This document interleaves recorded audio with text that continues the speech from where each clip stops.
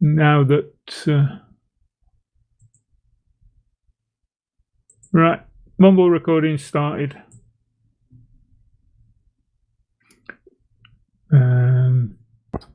What time's Josh going to get here then? I don't know. But those of y'all in the stream, let us know how it is. OBS is looking weird today. So if you can hear this, throw it in the chat. Let me know if it's all right. Sounds all right to me, Leo. No skipping or anything like that? Doesn't seem to be. All right, because for some reason, the preview in YouTube looks like it's stuttering. And then I've got these weird colors. Normally in OBS, it's just green. And it says, 6,400 kilobytes, or kilobytes, something per second. I guess bits. But now it's fluctuating between green, yellow, red, orange, green, yellow. And it's weird. So I don't think it's the bandwidth. However, it's snowing over here, and I've had issues when it was super cold. So yeah, it's snowing here. I live in Texas. If I wanted snow, I'd still be in Iowa. Yeah, so I don't think that has anything to do with it. I don't think my bandwidth is an issue today, but yeah. If you're listening, let us know. The graphics look a bit jerky, but the sound sounded okay. Well, okay, good. Then maybe the sound is coming through just fine. It'll continue to come through just fine. So I'll investigate this later if the sound's okay. Okay. Not that there's anyone in the chat at the moment. There's 2 or 3 just waiting. So we'll see. All right.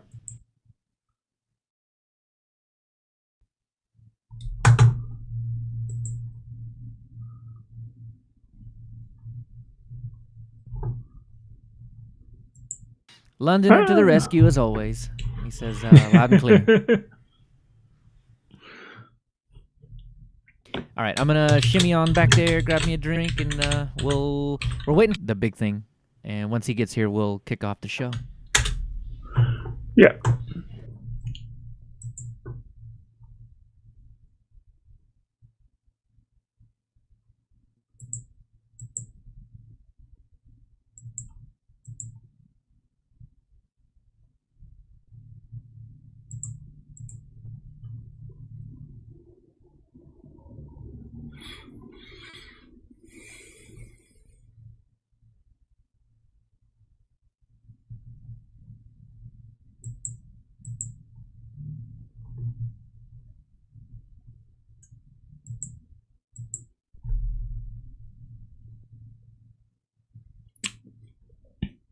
Oh, I'll have to watch that one.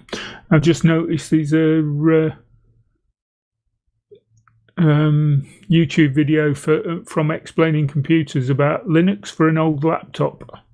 I'll have to go and check that out.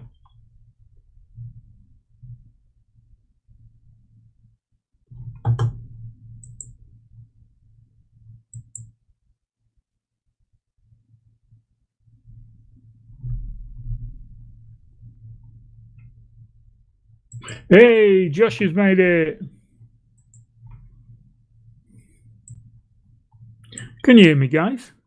Can you hear me? Yeah, I can hear you. Okay, good. I can't hear anything.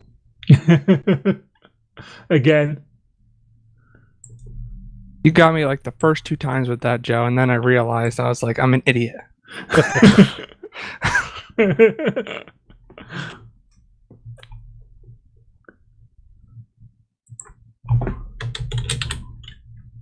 Okay, guys, I'm gonna log out and fix my audio issues. That's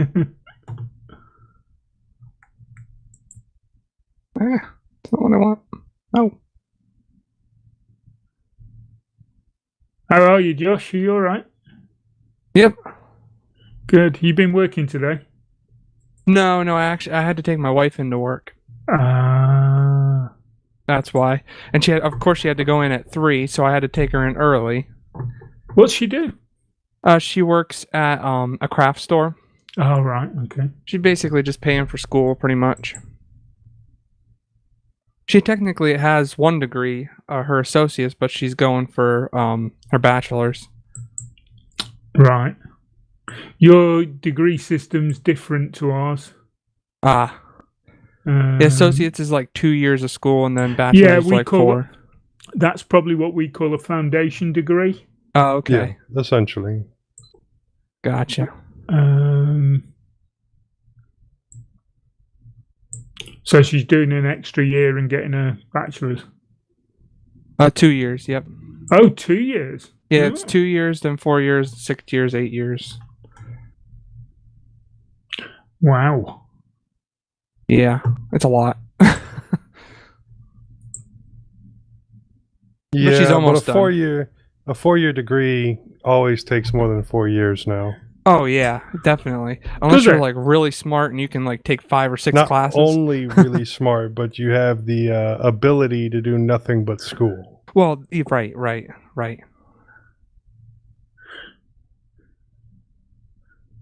Stupid. Yeah, see, most people in the UK they tend to do their bachelor's in 3 years. You Straight can't do through. that here. Yeah, that'd be really nice. Okay.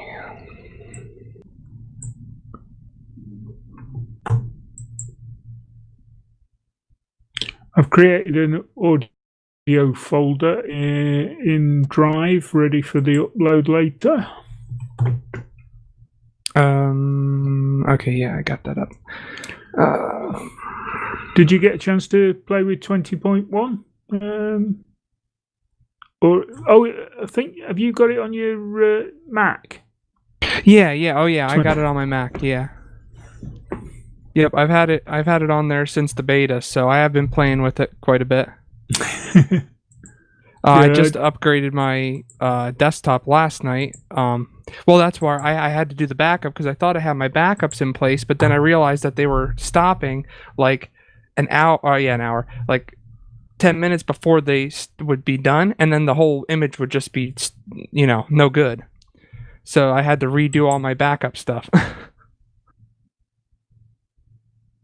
But then I upgraded to 20.1 last night on this system, and everything went good.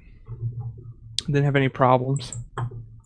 Literally, the only difference I noticed is when you mount stuff and it comes up on the desktop, the image changed. That's about it. Right. It used to be like a little picture of a disc. Now it's just a rectangular like line with a little arrow pointing up in the middle. Like a rectangle, a line to rectangle around the arrow.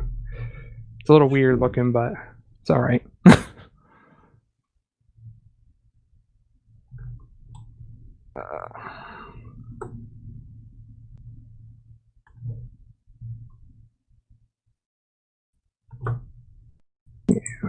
Yeah, in my notes, I have a couple things highlighted in yellow. That's on purpose, because sometimes I get lost in how I don't like how Drive does their text. It's like so blocky that it's hard for me to follow it.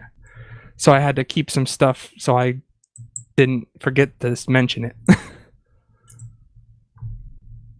Right. I'm going to put some stuff in vibrations. Oh, I hate the way it copies over. Oh, yeah, I see that. The formatting keeps the same. Yeah. I hate that.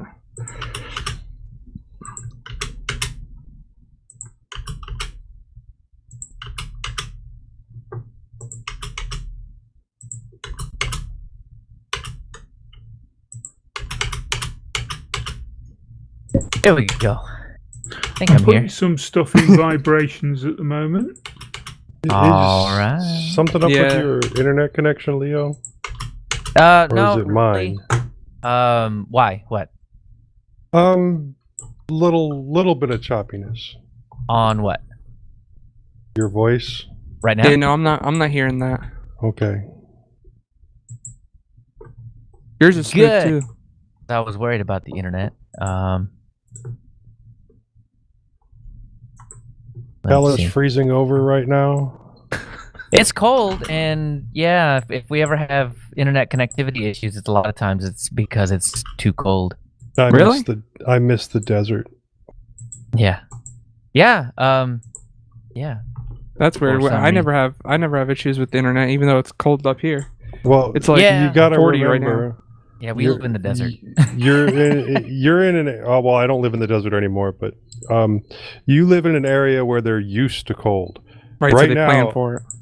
Here in the North Dallas area, I can promise you, even if we weren't on this quasi lockdown, stay away from people thing, I would not get on the road because these people are psychotic and they have no clue how to drive on ice and snow. Oh yeah, yeah. It's like traveling south when it's in a snowstorm. If all the kids weren't, doing school from home and this were a Monday, I promise you there is like 1/8 of an inch of snow outside and school would be canceled. Yeah, that's what happened. My cousin lives in South Carolina, or not my cousin. Let's see. Oh yeah. That'd be my cousin, right? Anyway, she lives in South Carolina, and yeah, if they get like a 1/4 inch of snow, it's like everything's like mayhem down there. Yeah. And it's just because nobody here is used to it. Yeah. They don't set up infrastructure for it. Right. We don't have plows on standby. Yeah, you guys. What do you It's guys just true. rent from the other states or whatever? No, We we just don't? let it melt. Oh. Okay. Yeah. Yeah. Well, that's one way to deal with it, I guess. Well, everything shut down. Once we get enough snow and stuff. Like today, we were getting snow. And if there were school or work, no, we call it all off. Yeah, I just said that a Right. minute ago.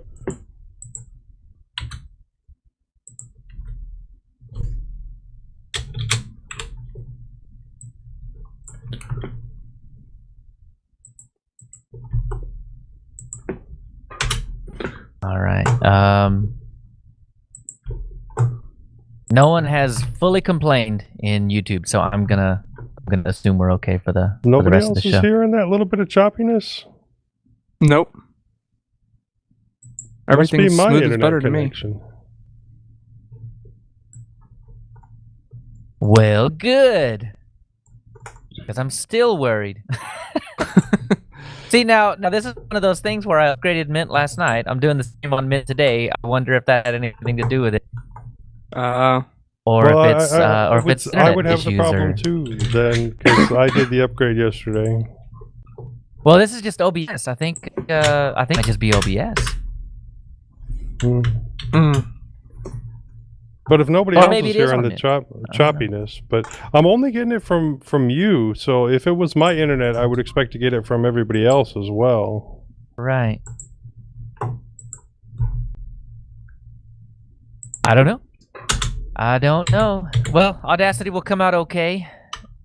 So, Joe, if you want to hear my voice unfettered, you can No, I'm totally good. just I'm listen to good. the podcast. No, that's No, fine. just you can listen to it on repeat if you want. No, I'm good. I'll even I'm cut out good. my parts I'm and give them good. directly to you. That way you can just hear me by myself. If I wanted that, I'd just listen to the weekly news. Put that on repeat. You mean you don't? I don't. Right now, How I'm do you not. get all your news, Joe? I'm basically not listening to podcasts right now. Yeah, I believe that, man. I catch them because I work from home and it's quiet in here. So I work from home, and usually at home I listen to audiobooks, and then yeah. I usually listen to the podcasts on my commute. And since that's about 60 steps now,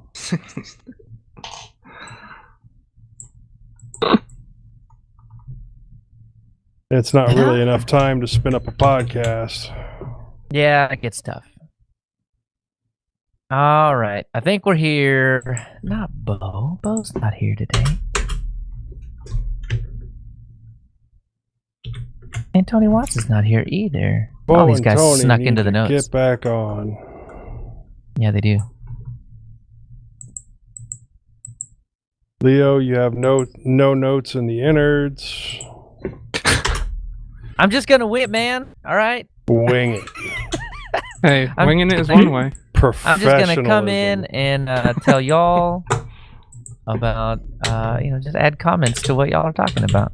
Well, we got a good amount of feedback, but I'm not sure if I'm seeing all of it from the emails. I'm putting what I can in.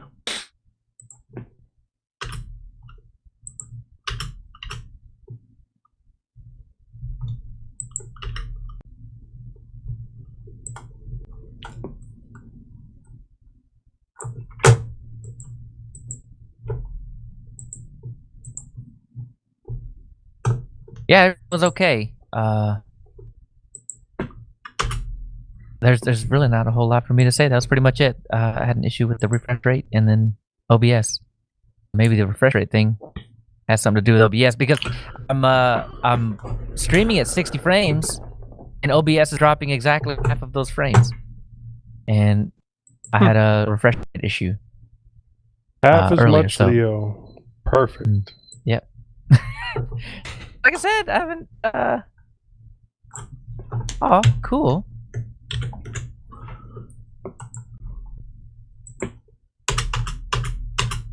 Love from India, guys. Keep doing what you're doing. Thanks. Thanks for stopping by. We're being really late today. I think it's my fault. Yeah, I'm still getting stuff into the into We're the show totally notes. Yeah, see, this is the great job that you're talking about right here. It's great. We don't normally start this late. Jeez.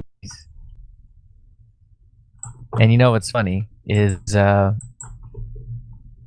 main stuff, the main stories, man. I don't have them in there. The upgrade. That's the main thing. Like I have accidentally not added the upgrade. Linux. Whoa, the font, man. Messed with my font, man. What's going on here? One more to do, and then we're sorted. And it's your favorite contributor as well, Brad. Oh yeah. Oh, actually, I read that. Oh one. no, it's really long. Maybe someone. Uh-huh. Oh dear. It's a novel.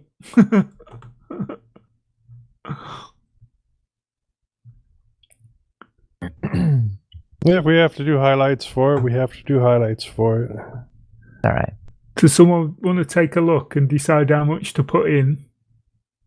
Just throw the whole thing in there. All right, I'll throw the worst whole case, thing. I mean, we're You at put the whole point now thing where- in, and then we decide to either read it or just do highlights from it.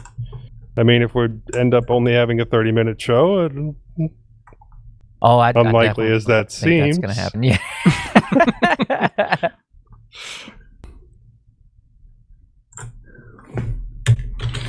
Okay, a whole lot's going in. Sounds good. novelas. There's not enough Antonio. That's telenovelas. There's a difference. No, see, you hear them when you're reading them, though. Oh, okay. That's part of the whole thing. You got to watch a few of the tele ones and then come back out, read the book, and yeah, you can just hear it in your face. Maria, Antonio. Oh, they're always talking way too fast in those telenovelas, They do speak very fast. and I just can't keep up. All right, are we good enough? Are we ready? I'm pretty well there. Just copying Brad's name over. Okay. I love this from Randall Ruth. Yeah. Background. If you use a public Wi-Fi hotspot, you never know what virus you are going to catch. It would be safer to sleep with a prostitute. Yes, yeah. I agree completely. All right, let me get back to the beginning of the show notes. We'll nix that in the real show. Why? It's perfectly clean language. Is it? It is. Yeah, That goes on the Disney Channel. Right. Sure. Disney yeah. Plus. Okay. I bet it does. Hey. Jesus liked prostitutes just as much as he liked everybody else. Maybe a little more. Have you got your Audacity up and running? Let's get on with things. Yeah. Everyone ready I'm ready. to do 3, 2, 1 record and 25 Oh, seconds of silence? dang it. No, I'm not ready. After All right, all now- that Had to do it. wittering, you Now got- I'm ready. Now I'm ready. Okay. 3, 2, 1, record.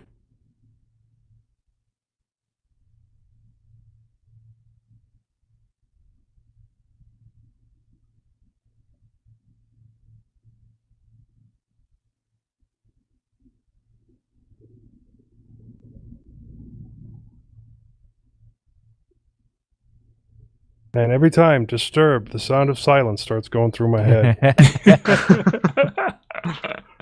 Yeah, Londoner mentioned the visualization bars too. Yeah, I noticed that as well. I'm dropping frames for some reason today, and I don't know if it's bandwidth related. I don't think it is. Everything else Let's seems just to be okay. Go to fast.com real quick and see what happens. Well, Okay. yeah, but I'm on the bad connection right now. It's the Wi-Fi right now, so I wouldn't even be able to Right. see. Let's do 3, 2, 1, 0. Okay. 3, 2, 1, 0. Zero. Man, we're on point today. We Hey. are.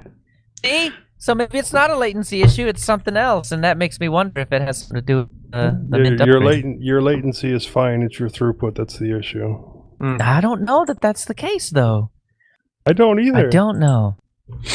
All I know is you seem clear on my end, so. Yeah, see there. Take that, Joe. Okay. kidding. We Over must to just you, live too Leo. close to each other or something. Probably. Yeah, no, look, I mean, on crappy Wi-Fi, I'm pulling 140 meg, so I don't know. Oh, am I on the good one? Yeah, I'm on my good Wi-Fi. Yeah, but that's only the Wi-Fi to your router, isn't it? Mhm. Yeah, upload's at 15, which is enough. Well, is it? Actually, I don't know. Well, I am uploading as well, so that's probably why. Right. Yeah, there heard Okay. a little bit of a glitch. Yeah, they're chunky. Just don't look at it too hard. Well, your Audacity will be all right anyway. So. Yeah. Yeah. Okay. Over to you, Leo. I'll mute myself.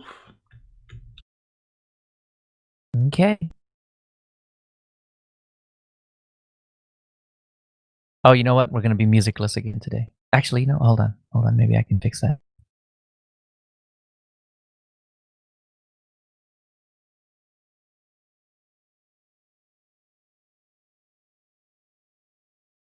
Aha! Cool. All right. Oh. Almost. All right. There's the music.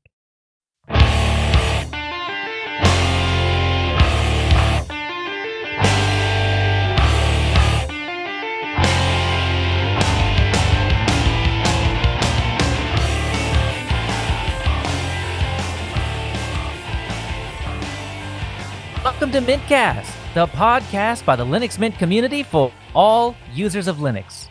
This is episode 352. This is episode 52.5. Livestream information is at mintcast.org/livestream. We're in the mintcast channel in IRC at irc.spotchat.org. If you see something that you'd like to hear about, tell us. Send us email at mintcast@mintcast.org. Join us live on YouTube. Post at the mintcast subreddit. Chat with us on Telegram, Discord, Facebook, or post directly at mintcast.org. This is Leo, and with me today is Joe, Hello. Tony Hughes, Hi, guys. I made it despite me back. Yay! and Josh Hawk. Hey, guys. We're recording on Sunday, January 10th. First up in our wanderings, I've been playing with Docker. Joe got a 1-up. Tony bundles up again, and Joe repredicts. Then in the news, Linux Mint 20.1 is here. The M1 closer gets a facelift. Linux makes more progress. In security, with Qt6. In our intersection, we talk about the first 48 hours with Linux Mint 20.1. And finally, the feedback, all the feedback, and a couple of suggestions.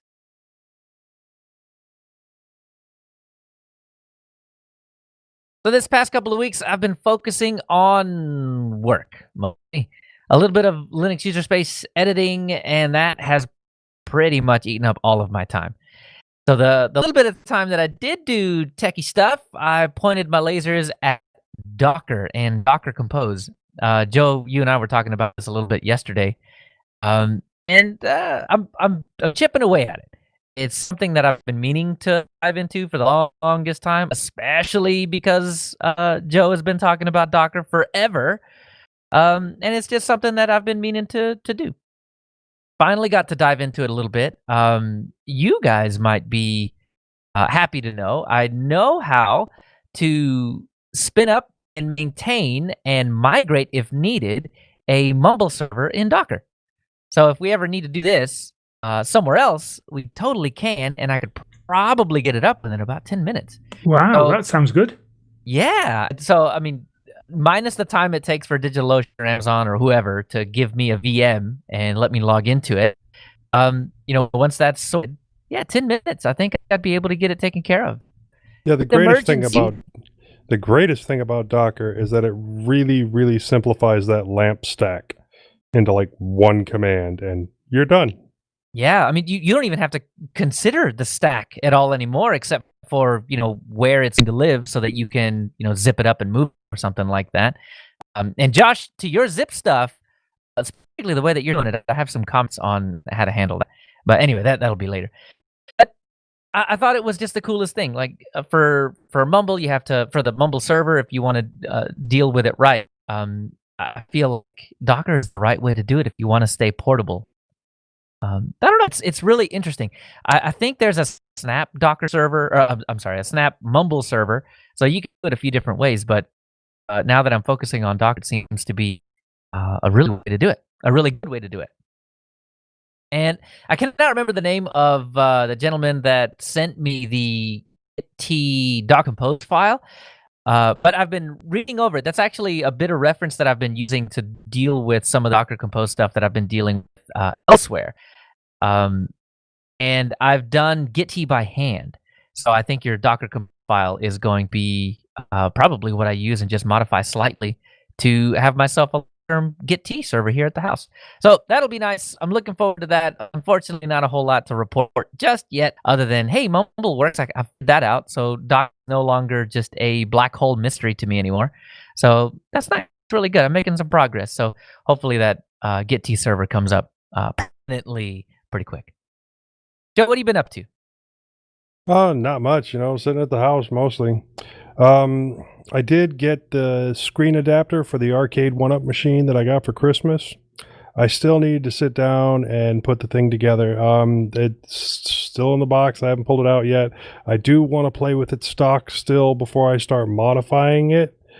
And I know last time I said that I was thinking about using the Batacera ThinkPad, but I think it would just be easier for turning it on and turning it off if I used a Pi 3 or a Pi 4. So I still haven't made that decision yet either. Pulled out the 3D printer, dusted it off, and 3D printed a part for listener Dustin for a pair of headphones that I had sent him. I had to switch to PLA for the print. I'm happy to say that it printed perfectly and seemed very sturdy, and it was using one of the G codes that I had used previously for the exact same print. So I'm sad to say that this means that I got to go back to tweaking the settings for PETG, maybe slow it down a whole lot more and see if that gets the prints to turn out right, since it was getting extremely daunting that nothing that I was printing in PETG halfway through the roll was coming anywhere close to right. A lot of times it, not necessarily a stringy mess, but it definitely seemed like it was either under extruding or simply not sticking. So let's see what dialing it back from 55 millimeters per second to 40 millimeters per second does. The Samsung Galaxy Gear S3 Frontier watch that I got at a really good price was broken. I was able to fix it with a $15 part from eBay. the motherboard. I had purchased the supposedly broken motherboard for the watch that was only supposed to have issues with the heart rate sensor and the pedometer, so that I could verify that the screen was still working with minimal investment. The screen does work, and most of the functions on the watch itself work as well. I thought that I got lucky, and the pedometer and the heart rate monitor were correct. I had even posted about it on Telegram about how happy I was that it was working.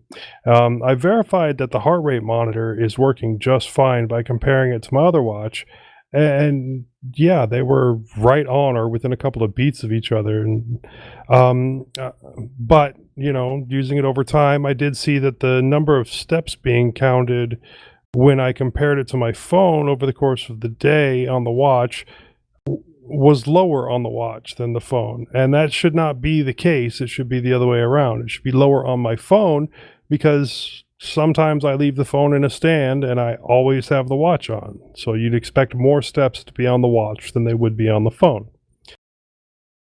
And then one day, just one day, I found out that the watch was showing that I was going up and down the stairs all day. And evidently I did 54 flights of stairs that day while sitting in my chair working. Which is interesting. It's always good to get that cardio while you're sitting down. So I did order another broken watch that someone had taken apart and couldn't get put back together, and hopefully that will clear up the couple of issues that I have, or I will have one mostly working watch and one completely working watch. Now, my other... How do you know what's wrong in a case like that? Or it thinks you're doing stairs or whatever, but you're obviously sitting down? Right. Is it just kind of a replace everything until it works? Yeah, well, when you're working with electronics that's small, obviously it's the gyro sensor or it's the altimeter, and that's so tiny that there is no real way for me, at least, to go in there and test each component. And even if there was, and I could find the proper component and had a replacement for it, there's no way I could get in there with a fine enough tip soldering iron to just get that one piece off. Right. And so it's replacing the bigger parts that have that attached to it. Honestly, something like that, I'm going to have to replace the motherboard. And my concern at this point, is really that because I haven't gotten it wet, but obviously that one day there had to be some moisture or something that was causing some weird connection, because it's not doing it today. And it didn't do it yesterday. It just did it that one day. I suddenly done 54 flights of stairs. And you can at least still feel good about yourself for that. I mean, someone thinks you've done it, so you might as well take credit for it, right? Look at this, wife. I've totally I did 54 flights of stairs today. You can be proud of me. I don't even have a stair machine. I just spent all day going up and down my stairs at my house. But no, but yeah, I mean, you can replace a battery easy enough. That's big enough. And the connections aren't even soldered on that. They're just set on connections, and you can test the battery using the test points on the motherboard, so you don't have to take it all the way apart to do that. I haven't had to do a screen replacement. It looks pretty well wedged in there. I don't know if I'd want to try that. I just replaced the whole front assembly. There are a couple of other parts. The buttons on the side, that's one ribbon cable, and I looked because I wanted to see how easily replaceable it was, and it's 4 small solder joins, but not so small that you couldn't do it fairly easily. And I know people say soldering is difficult. With something like that, I might add a little bit of solder to help with the melting point, but I definitely wouldn't add a lot of solder, because then it just ends up being a mess, and you have to do solder wicking, and then start over from the beginning in Flux. It's easier just to use what's there, heat it up, pull the old one off, stick the old one in the same place, and then just solder it using what's already there. And high heat real quick, that way it doesn't have a lot of time to get through the rest of the board or the rest of the wire. My old watch, the what was it, the Gear Fit 2, I'm gonna give that to my wife and see if she likes it or not. And if she doesn't like it, I'll probably just turn around and sell it. Also, one big thing that I got done is got a family portrait done last weekend. So I ended up missing the meeting for the show last week. And I'm imagining this as like a 10-foot wide, 6 tall, huge mantelpiece that you put over a fireplace in a castle or something like that, right? Where you look down the stairway or something toward the front door. No, we could have gotten one that was that size, except I didn't want to sell my house. We ended up getting I think it was a 24 by 30, and we got the pictures taken for it last week, like I said, but it's going to take 6 months to get to us because it's actually paint. We had won a raffle for it, but there was still a lot of cost involved because the raffle was for a 14-inch, and we wanted something that was a larger size, and we went like 2 sizes up from there. And because once you got up to that size, it comes with a pair of 10-inch paintings to go along with it that you can send to the rest of the family. So both sets of grandparents will be getting a picture. Way more money than I wanted to pay, but with my eldest child turning 18, I really want to get it done while the kids have no choice in the matter but to do what I tell them. So, really expensive for me, and I did not want to go through the same company to get the frame because I know that they're just going to overcharge through the nose. So, listeners, I could really use some suggestions and knowledge on framing for museum quality paintings. If you have any knowledge on the subject, please advise me on the best way to frame it. Email me, jb@mintcast.org. Now, I already know to use the, the ligand-free framing board, but the backing I know needs to be acid-free as well. And I'm just not sure what frame I should get. Any suggestions would be helpful. Tony, what have you been up to? Well, for those of you on this side of the pond, you'll know that we, just after New Year, we went into another stay-at-home order, but, things are a bit more restricted again. We can go out for essentials, shopping, medical appointments and stuff, and we can go out for daily exercise. But other than that, unless you've got to go to work, you can't work from home. They're telling everyone you've got to work from home or stay at home. And they've even shut schools again, apart from the kids of key workers. So, we're back in lockdown. So that's meant more baking, more modelling, and more watching of YouTube's videos. So what you're saying is you'll always make it to Mint in these lockdowns. I'll do my best. You don't have anything else to do, Tony. We actually, believe it or not, I went out for a walk the other day and we actually had a power cut. It only lasted about 5 minutes, but we actually had a power cut. So, power cuts permitting, I'll be here. Nice. Very cool. On a good note regarding the virus, my wife has now had the second of her vaccinations. She managed to get fully vaccinated before they changed the rules, and they'd only give it after 12 weeks. So she's fully vaccinated. Partly the reason she got it is because she works in critical care in our local hospital in an admin role. So she got the first dose just before Christmas and was due to get it on the 5th of January, which she did. And then the day after, they decided to change the rules, and they're not going to give everyone else their second dose until just round about the 12-week mark. But it's going to reduce my risk considerably, given where she works. So I'm quite pleased about that. On the diecast modelling front, as it's winter and my paint shop is in the garage, which is not heated, I've mainly been preparing models ready to paint when the warmer weather comes around in the spring.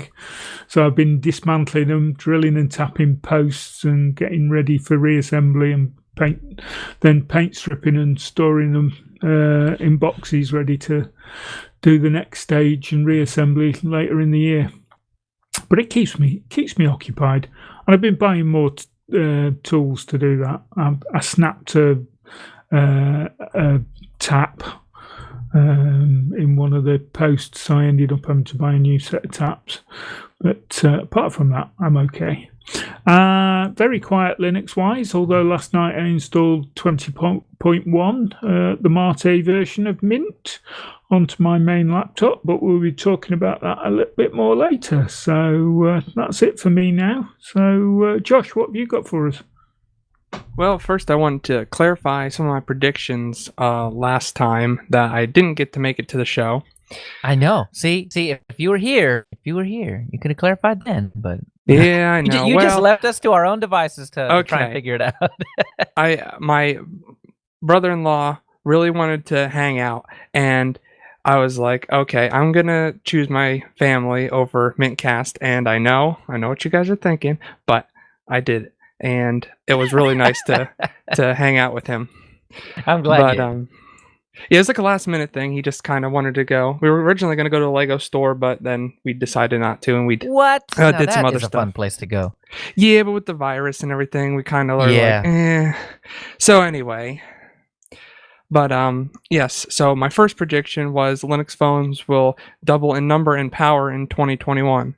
Now, what I mean by double in number, I meant the models of phones will double. Like there'll be double the amount of phones to buy on the market, rather than be, double the amount of phones that people have already bought.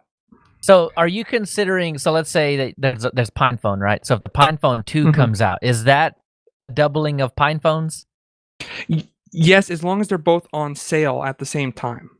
Okay. Like if they get rid of the I Pine see. Phone 1 and they don't sell it at all, and it's all like eBay stuff, and they're only selling the Pine Phone 2, then I won't count that as 2 phones. Got it. So you're saying that, let's say there are 10 Linux phones on sale right now. You're expecting 20 on sale from like that different come companies.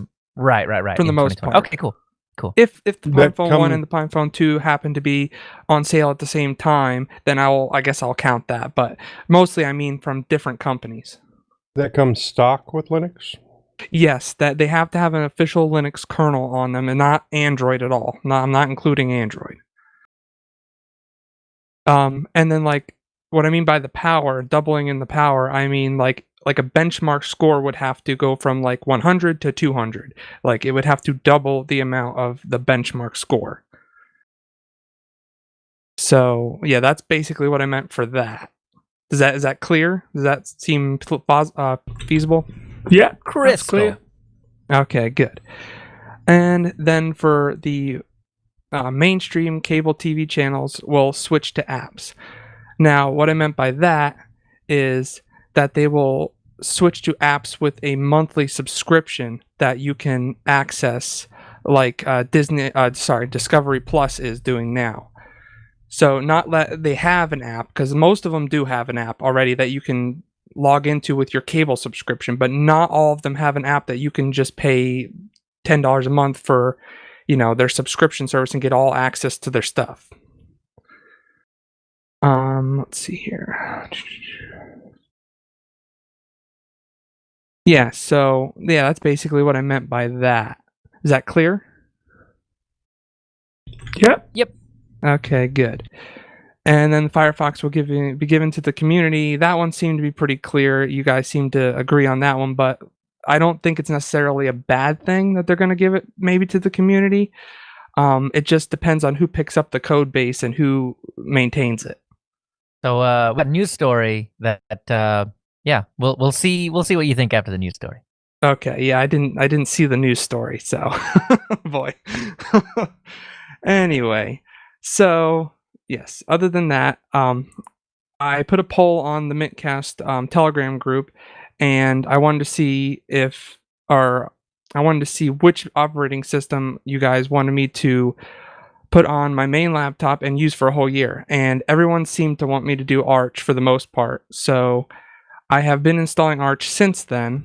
Boom. And yeah. I'm telling you, it's just put Endeavor OS on there and use NeoFX to show the Arch logo, and then Yeah, no one I'd will go know. with Endeavor.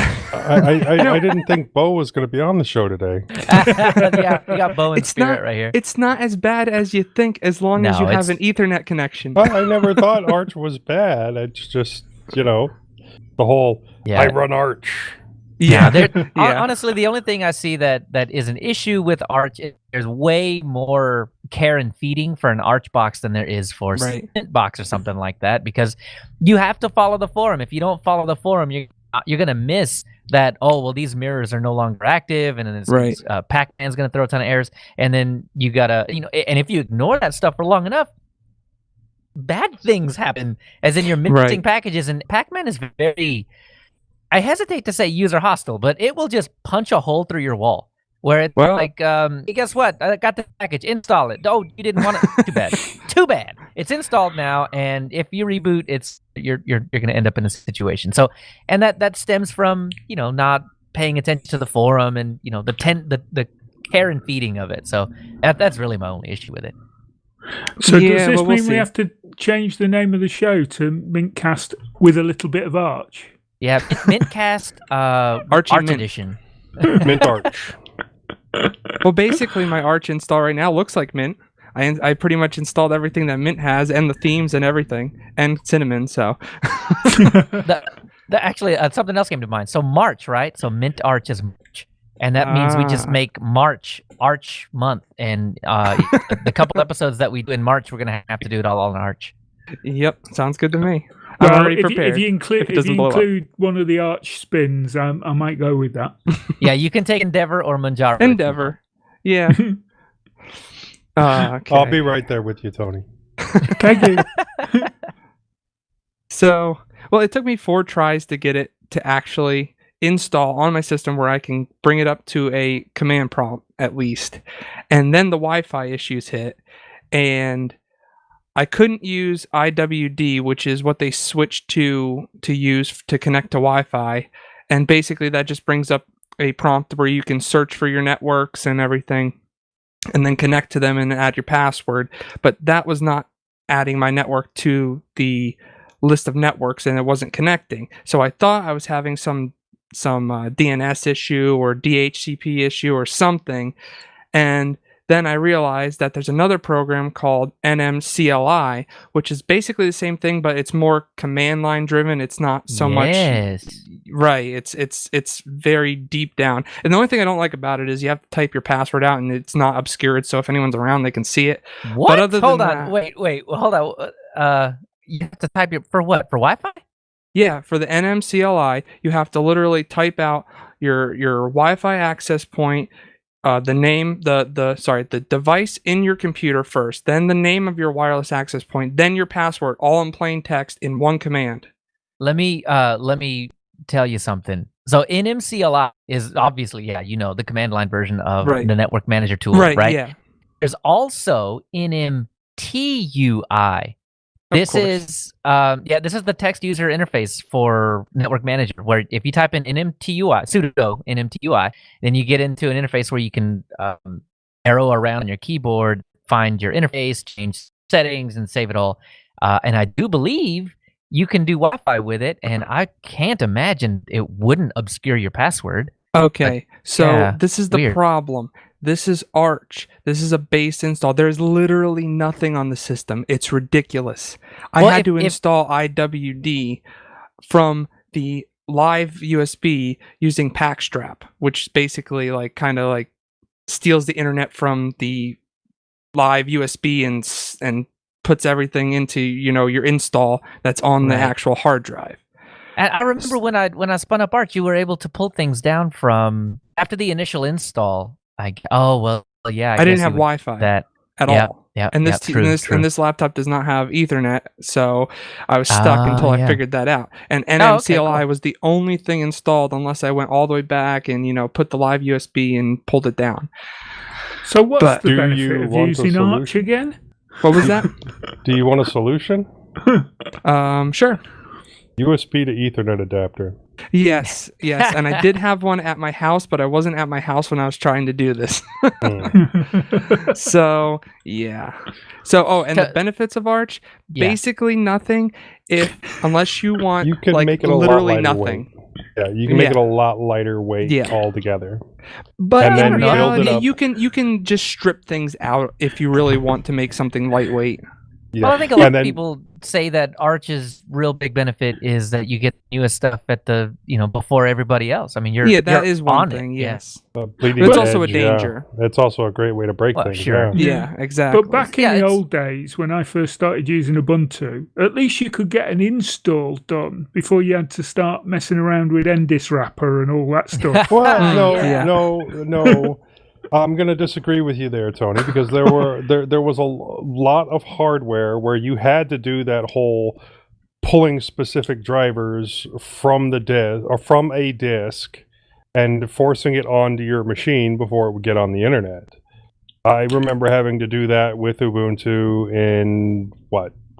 You might have had to do that, but you could get the system installed Right. off the Yeah. You could do it disk. after the fact. You didn't have to do it in a live environment or whatever. Yeah. Oh yeah. Okay.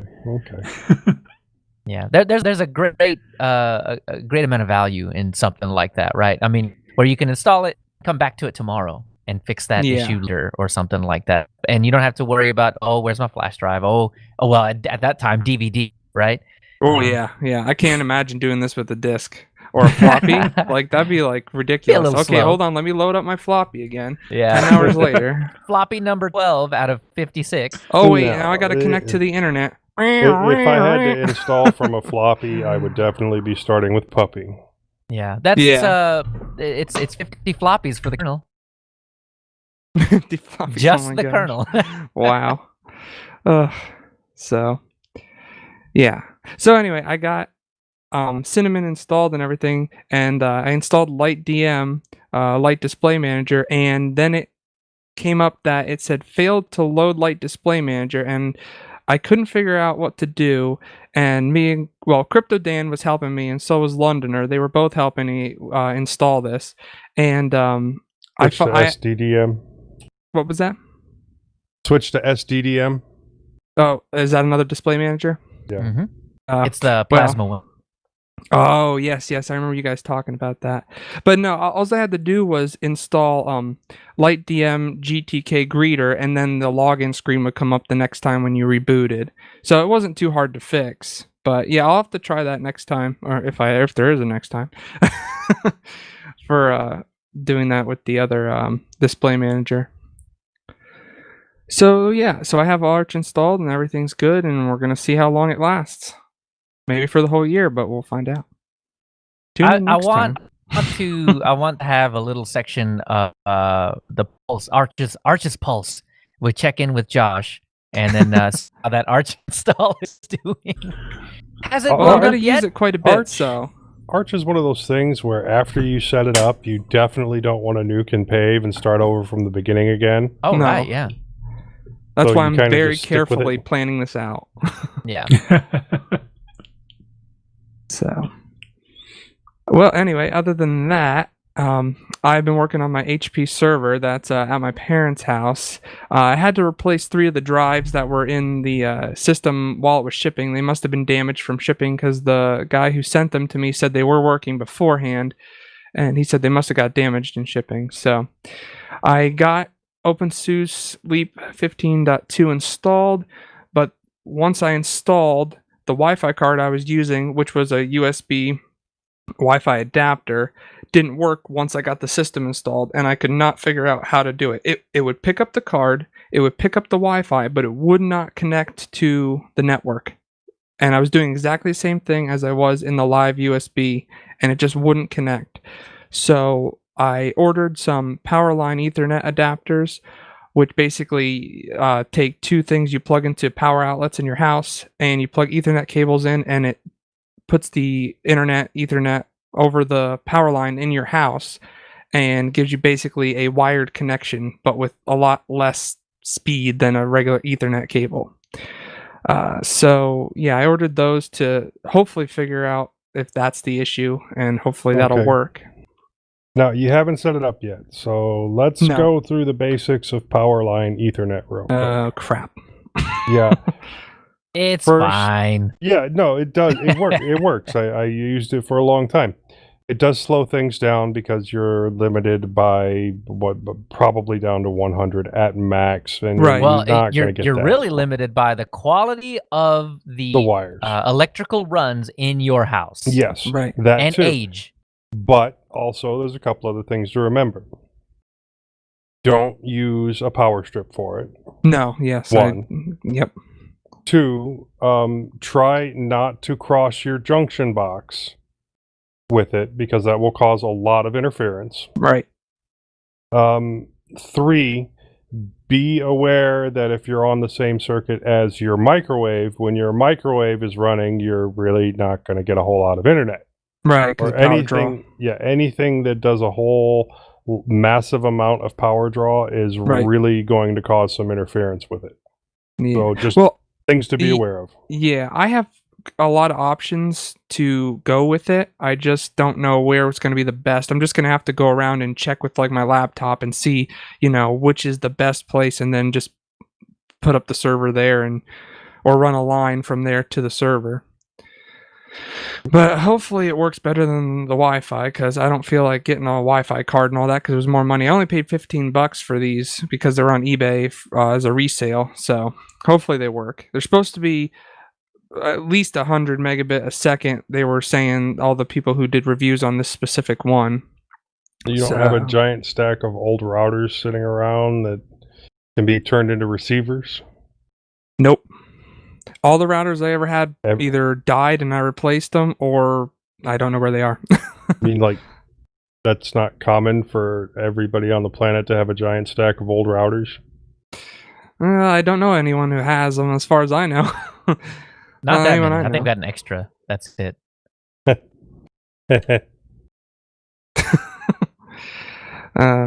Well, anyway, yeah, that's about all I've been up to for last 2 weeks. Well, 4 weeks actually. Well, all right.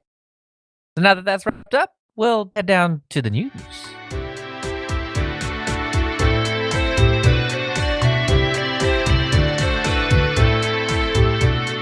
So now that I was, I guess, convinced to rescind my 2021 prediction, because it wasn't technically 2021, but I mean, technically it kind of ended up being. I'm not wrong. So turns out, good for me. But Linux Mint 20.1 Ulissa is released, and I'm not wrong. Nice. So this happened actually just a couple days ago. Was it yesterday or the day before?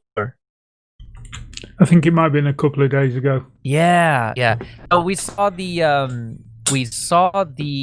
posting of the 20.1 image. I think Londoner added that to Telegram maybe about a week ago. So the image itself has been around for a while, and folks have jumped on it to test. But it's official as of a couple of days ago, as of the recording. So we're talking Friday, Saturday, I think. Anyway, and it comes with the 3 normal flavors that you would expect: cinnamon, mate, and Xfce. So the new features we've been talking about coming down the pike for a little while. Don't forget, the web app manager is now in there for good. This is the little application that you will use to, instead of using March or something like that and having extra tabs somewhere, you are able to have what looks to be like a full-on app on your, pin it to your blank or add it to the taskbar, whatever you want to do, and click it, and it's isolated, and you don't have to go digging around Firefox or Chrome to find it. That's really nice. Don't forget that there's the Cinnamon Edge version as well, which Yes, that's right. They rolled a second ISO, right?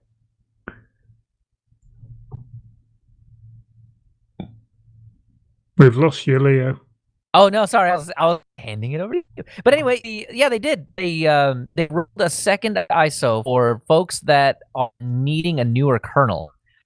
This is not the recommended path to go down, but if for some reason 5.4, the kernel 5.4 does not work for you because you've got newer hardware for some reason or other, there is an ISO that has kernel 5.8 that will get you further in the boot process and likely to a working state, at least a workable state. You can upgrade to 5.8 later on with Uhu, or you could do that manually, however you want to do it.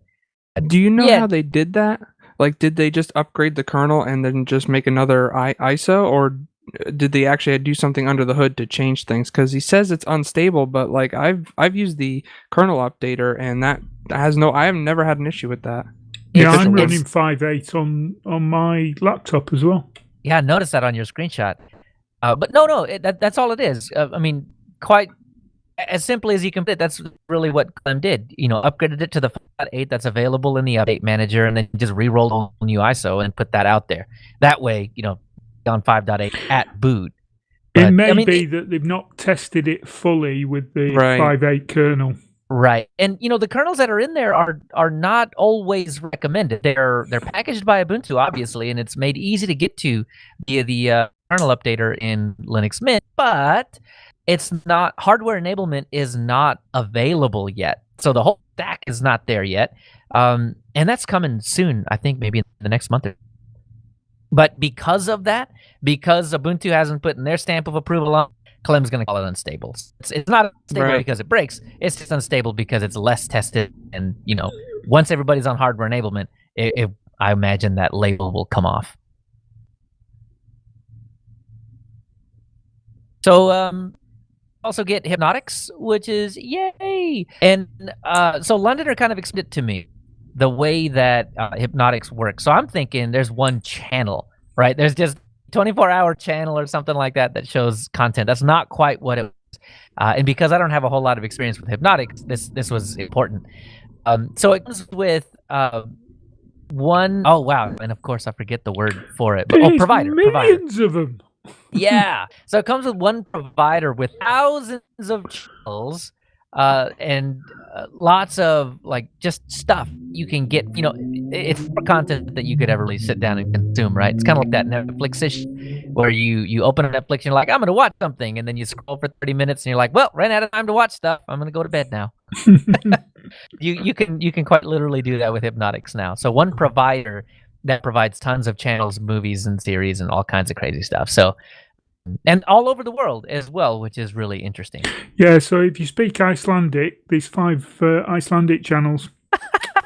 Well, I was saying before the show when I was looking at it that it really reminds me of Read On TV, which is actually a Windows application.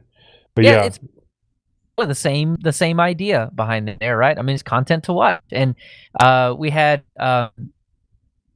Swift in Telegram talk about I just need something to play in the background. That old feeling that we had when you left the TV on and left the room, and you just kind of hear that low mumble in the next room. Just having it on is kind of comforting. Yeah, I mean that's literally what this is. As long as you have internet connectivity, you can just kind of turn it on and leave it on. Don't forget, you get favorites for icons now, or for individual files, so you can favorite stuff, and it's down there in the tray by the clock. Easy to get to, and it's not just favorites on the left hand of Nemo anymore, though you get that too, which is really cool. And Cinnamon 4.8, better Flatpak support. You're getting snappier rendering, especially at 4K. So using higher resolution displays, yeah, you're going to see a bit of an improvement. It looks like 5% rendering improvement at 4K, which I would imagine you'll see similar improvements even in the lower resolutions as well. So just expect a snappier Cinnamon, which is awesome. and some other miscellaneous improvements that you'll notice as you click around. But yeah, I think this is just going to be pretty good overall. Just yeah, I'm happy for the Nemo performance improvements as well. You can pick up bigger thumbnails, and Nemo does a bit of a lazy thumbnail render, which makes things show up faster. I think that's the right way to do it. Show me my stuff, make it pretty after the fact. So we'll talk about our experience with 20.1 here in a little bit. But to wrap up this little portion, the upgrade instructions have been released as well. And just a quick run, don't forget, create a snapshot with Timeshift or whatever backup utility you like to use. I'm starting become partial to RescueZilla, which is a GUI, I guess. Yeah, actually, yeah, a GUI front end for CloneZilla that makes it super easy to move from one device to another, or to take these backups. That way you can just plop it right back on the hard drive, and you don't have to worry about individual files. Is that a program, or is that actually like something you flash into a flash drive like CloneZilla? Yeah, it exactly like CloneZilla, but it comes with a GUI, and it's point and click, and you don't ever have to go to the command line for anything other than really, I guess, complex setups, if that's what you want. But RescueZilla seems to me like it'll handle every kind of situation that I would run into, which is, I want full backups every now and then, and I want to be able to put that full backup on a different size drive. Sometimes, most of the time it's going to be the same size drive, but sometimes you want to upgrade up or upgrade down size-wise, and RescueZilla can handle those as well. So, can it do compression on those? I don't know, actually. Okay. I was just wondering, because I like to compress it because there's a lot of unused space for no reason. Right. I want to say that it's not a feature, and don't quote me on this, it's not a feature yet, but they're looking at putting it into, I think it's likely is the version that's coming at next. So the next they're looking at compression, but it's not there yet. But you can compress it yourself. Logical. Yeah, and then, you're going to talk about compression in a little bit, and I want to add my 2 cents to that, so we'll talk about that a little bit later. All right, sounds good. So prepare for the upgrade, right? Turn off the screensaver and all of your spices. But one of the cool things about 8.1 and beyond is that there's forward compatibility now with spices. So unless there's something actually broken, it will continue to work on later versions of Cinnamon. And yeah, it's just going to make it way, way easier. I think it's going to be less of a situation like GNOME has that they're trying to fix as well, where, just extensions don't work. Yeah, less intense than that. But but the forward compatibility stuff is fantastic. So you have to think about it too terribly much. Then you hit the upgrade, right? In the upgrade manager, find the upgrade, edit, and then follow the instructions on the screen, right? Next. Pretty much take care of it for you. My machine took about 10 minutes to do all the upgrades, and it was like, hey, wink at you. Now it's time to reboot. But the last thing that is added to the upgrade process is totally optional, is the user merge package. So Clem is asking you to convert the system user merge. Now, this is a long conversation that's been had in the Linux ecosystem for a very long time. And it's basically where the directories like bin and lib and lib64 no longer need to live at the root of the drive, but inside of USR, which I think most people pronounce it as user. I know I pronounce it as user. I mean user, like SER. USR stands for Unix System Resources.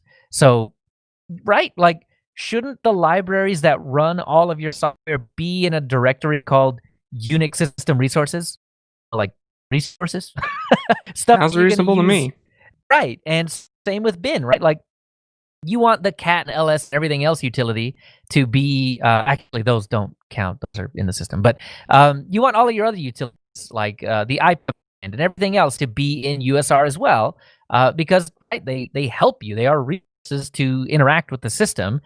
And right, anyway, so long story short, this conversation basically ends with the idea that, well, all the stuff should be in the same spot. You shouldn't have to go to 6 different places. You shouldn't have to go to bin. You shouldn't have to go to USR bin. They should all just be in the same spot. So that's what user merge is doing. they add symlinks or bin in the root directory to just link into USR bin. That way, everything is in the same spot. You do still have the /bin direct. So, if stuff is looking for that, it'll be fine because it's linked into user, but nothing actually lives in bin anymore. And eventually, the idea is to just get rid of bin altogether and get rid of lib and 64. There's a couple of directories that are affected as well. But yeah, that's the idea. I've gotten checks out the freedesktop.org write-up on why this is necessary. Who needs it? Why do you need this? And Fedora being one of the first distributions to actually push this forward, there's a lot of myths about what's going on here. And honestly, this could be a show in and of its own. This right here could be a little nerds. And if you want to hear more on this, then send us an email. No, I'd like to go into this. This is interesting to me, though I don't know how interesting it would be to everybody else. But Joe, you asked for a deep dive. This is one. But anyway, long story short, ran that, and should be good. Ubuntu already does this, by the way. This is already done on Ubuntu. As an Ubuntu derivative, it's nice to follow suit. Anyway, next, Hector Martin. You remember me talking about the Apple M1? Yeah, here it is. Hector Martin is getting closer to M1 support with Linux. We've got a name. We've got all kinds of stuff coming out of this. So he's got a post on January. Project Start, UART, demos and contribution tips. So he's looking for people to contribute. He's already got. So this was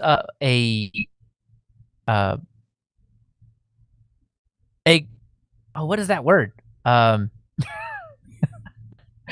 Criticism. There we go. That's the word. A criticism was that does he even have the devices to actually do this, right? Because this guy is famous for hacking the PS4 to allow Linux on it, and so he said, with that in mind, I'm going to do the same thing to right. And a criticism I heard was, well, he doesn't even have the Mac stuff, right? He hasn't even shown us that he has Mac stuff. Well, we're good now. Ben Dahlhood gave him a Mac Mini. Drew Fisher gave him a MacBook Air, and Patrick Bernier gave him a MacBook Pro. So yeah, all of the stuff that he needs. We've got site and logo taken care of now, bringing up processes. He's got write-ups on how he figured out about the UART. He's got code and patches already up on GitHub, and he's looking for contributions to help him out.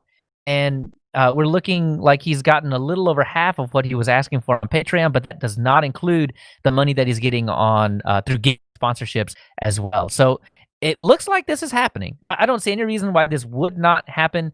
And I mean, again, he's at the point now where I think he's got enough experience to be able to actually do this. He's got the hardware to be able to do this as well. So go check him out on IRC Discord. Links in the show notes for all of that. But the last little bit of this is it's got a name now. Asahi Linux. So this is going to be the distribution that is specifically for Apple Silicon. Man, it's making an Apple laptop really look nice right about now. So if you guys had the choice, if you were to buy from System 76 or one of the other $1,000 laptops out there, and an Apple M1 thing or other for $1,000, would you go with the Apple? Would you even consider, if Linux was available, would you even consider a Mac?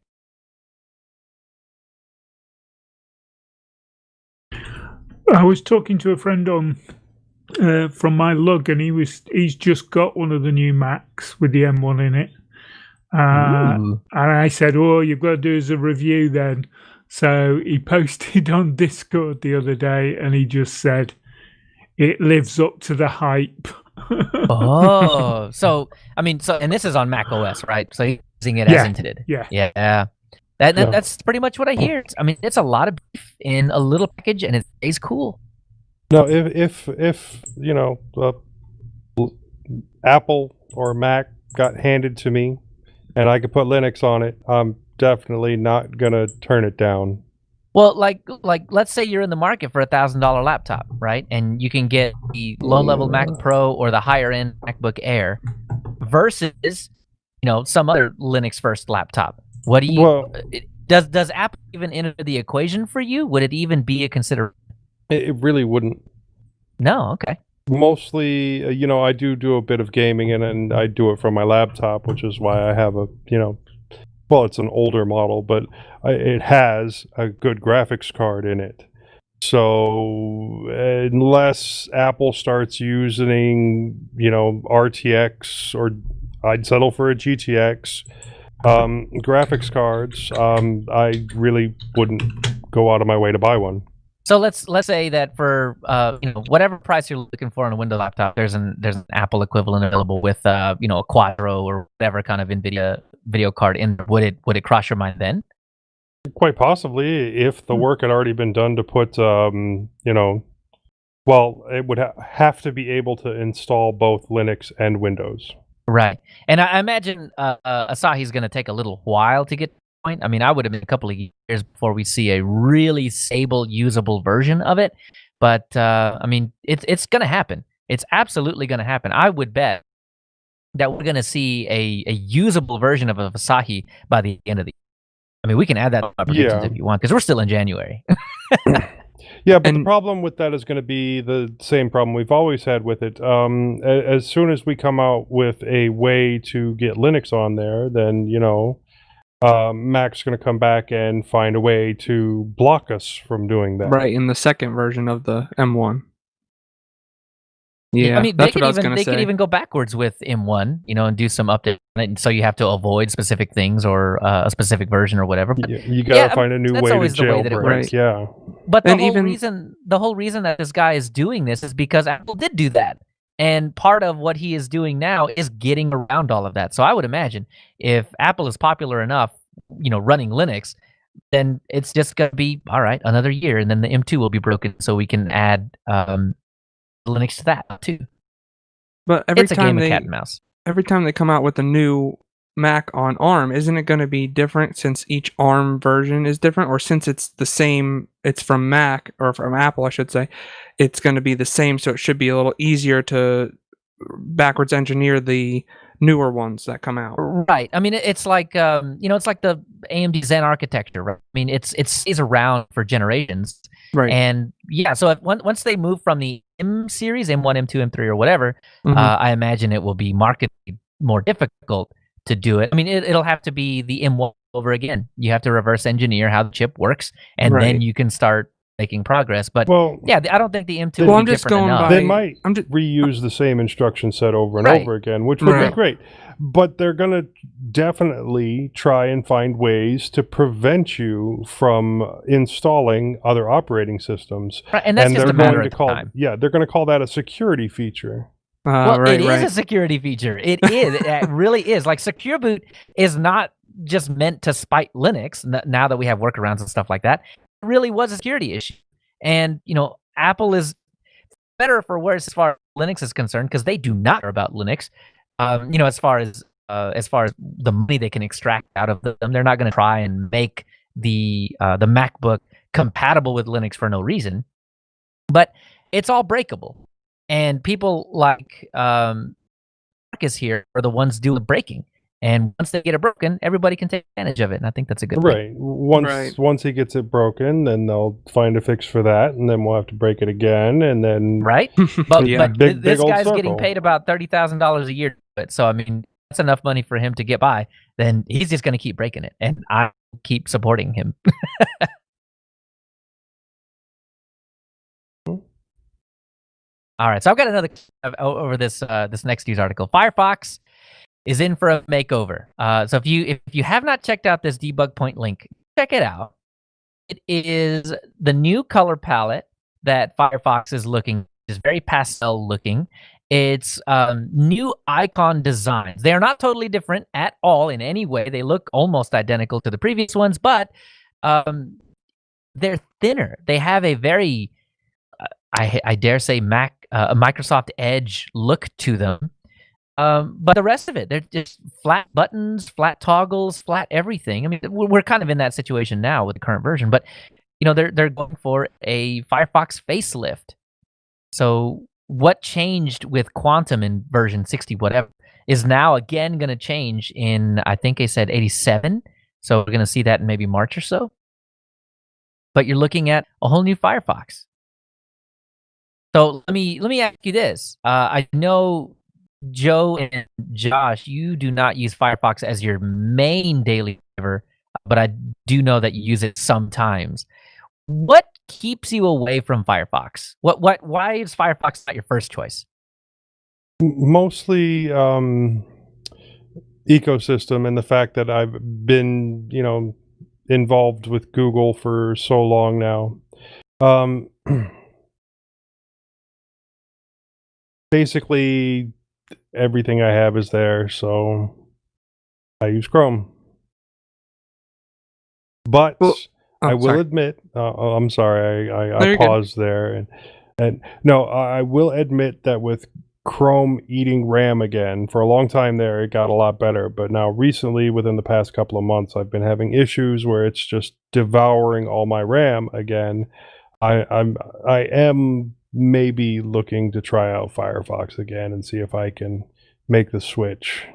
Cool. Well, you'll if you do it now, you'll get to the point where you'll see it before and after this facelift, and I'm really looking forward to it. So, but Josh, you were going to say something? Yeah, no, well, on my desktop, I do use Firefox for the most part, but on my phone, that's where I use Chrome because Firefox is just, it's too slow for me. I can't take it. When it takes like 30 seconds for a page to load sometimes, it's just ridiculous.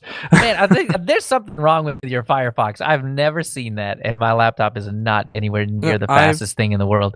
No, not my laptop, on my phone, Firefox. Oh, I on my got laptop, you. Yeah, it's fine. I use it as my main driver on my laptop, on my desktop, and everything like that. okay. Even on Windows, I use Firefox.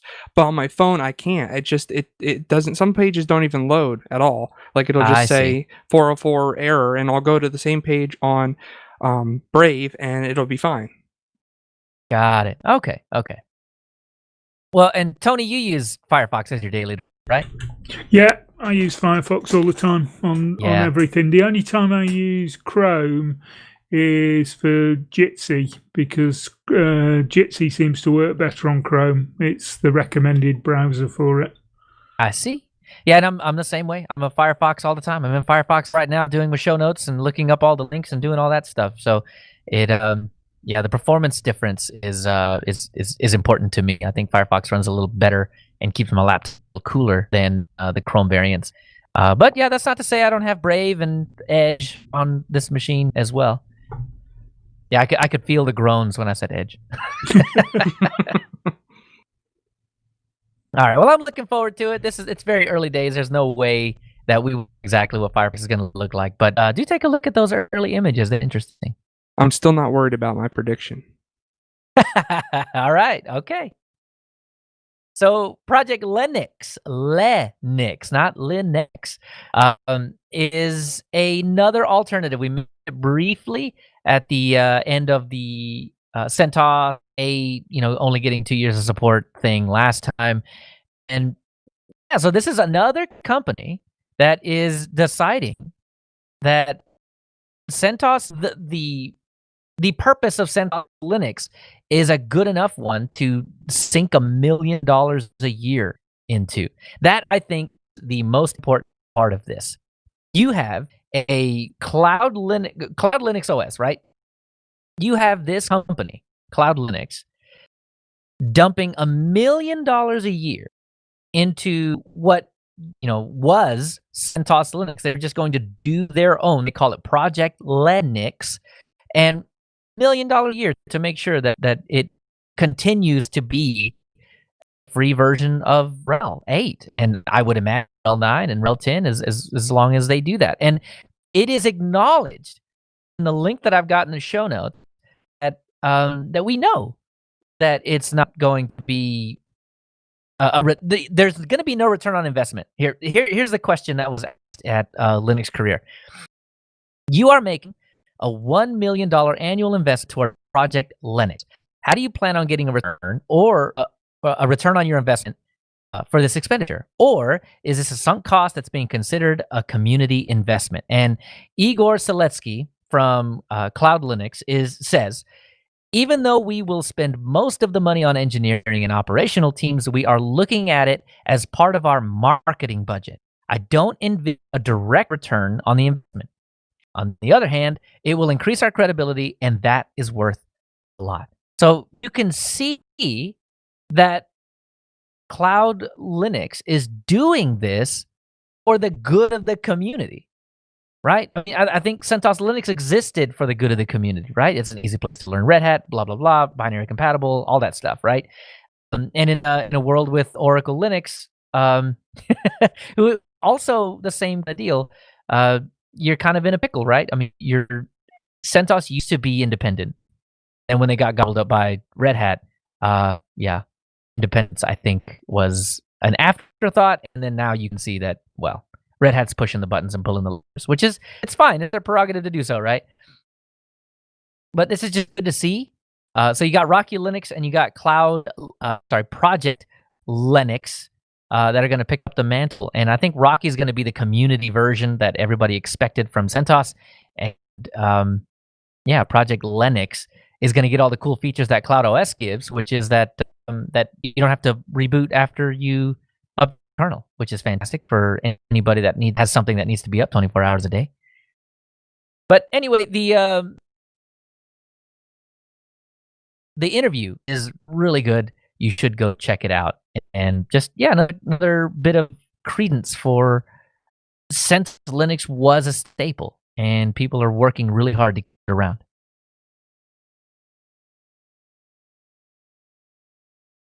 So I'm not affected by this, but file this under It's About Time. NVIDIA is beginning their Wayland support. It's only been a decade. Seriously, man. I think AMD has had no problems running on Wayland for a long time. Well, if you're just straight using Mesa, you've had no problem on Wayland. So Intel-based, AMD-based graphics, you didn't have any problem. You were one of the early testers. If you're running Fedora, you already have it. And there are a few other distros that have Wayland on them as well. But I mean, Fedora is, I think, the most notable. Liam Dahl over at Gaming Linux lets us know that Eric Hertzinger has submitted a merge request to the Xserver GitLab titled Xwayland, support hardware accelerated rendering with a proprietary NVIDIA driver. Yay! It's about time. So pretty soon, Josh and Bo and Joe, you will be able to test our Wayland stuff. I'm going to implore you all to run Fedora just to see whether or not you can get running. Well, the real question is when is Mint gonna go to Wayland? Probably a whole lot of never. I don't know. Yeah, maybe that would be my assumption. 2022, 2024 would be the two contenders, I would guess. Ubuntu has to do it first. When Ubuntu moves to Wayland, then I would imagine the next LTS you'll see Cinnamon on Wayland. They'll spend that 2 years working on that. I mean, Ubuntu works pretty good on Wayland. I mean, I've used it before, but I mean, I know they aren't using it as default yet. Right. And I think a lot of that is, the fact that the GNOME team has been doing a ton of work to make it work on Wayland. I mean, Fedora has been proof of that. And I mean, Ubuntu just has to commit and make the switch. Yep. But yeah, give it 2 years. Whenever that LTS comes out that has Wayland on it from Ubuntu, which will probably be, is it 2204? That's I should have put that in my prediction, huh? 2204 is going to come out with Wayland, and then we'll see Mint, whatever's based off 2404. That will be the Mint on Wayland. It'll be your honorary prediction. Yeah. Well, I mean, those are more than 2 years out. So, or more than a year out. So I guess I can't really. We'll see if we remember it. But yeah, honestly, yeah. Sure. I'll add it to the next prediction show at the end of this year. There we go. Anyway, good to see. That's awesome. But that'll do it for the news. Let's move down to the security update.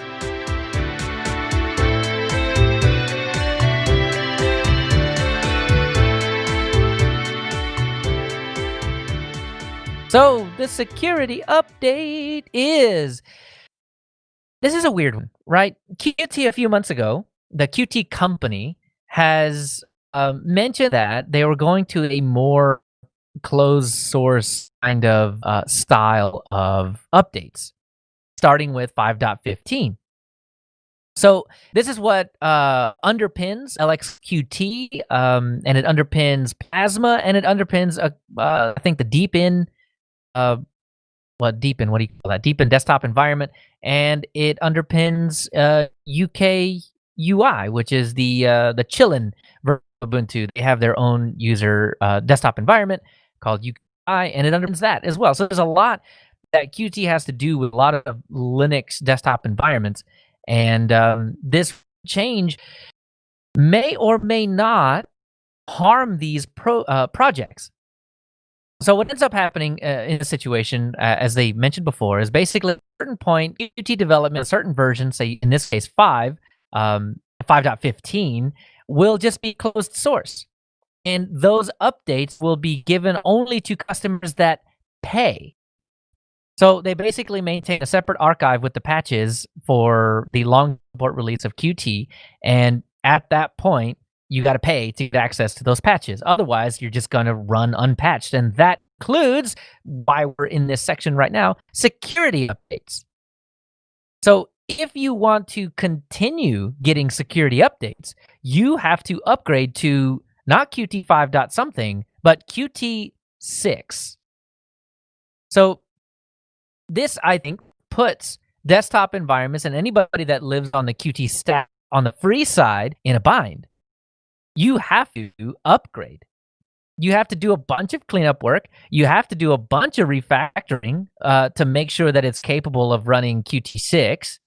And Qt 6 is not really ready until, as let me see if I can find his name, Lars Knoll mentions that not everything's even ported until 6.2. So you have the situation where you're on Qt 5.15, you're all factored for 5.15, you're ready to go. You have been running on Qt 5 for the longest time. It's labeled ES, and you can only get the patches for it if you pay.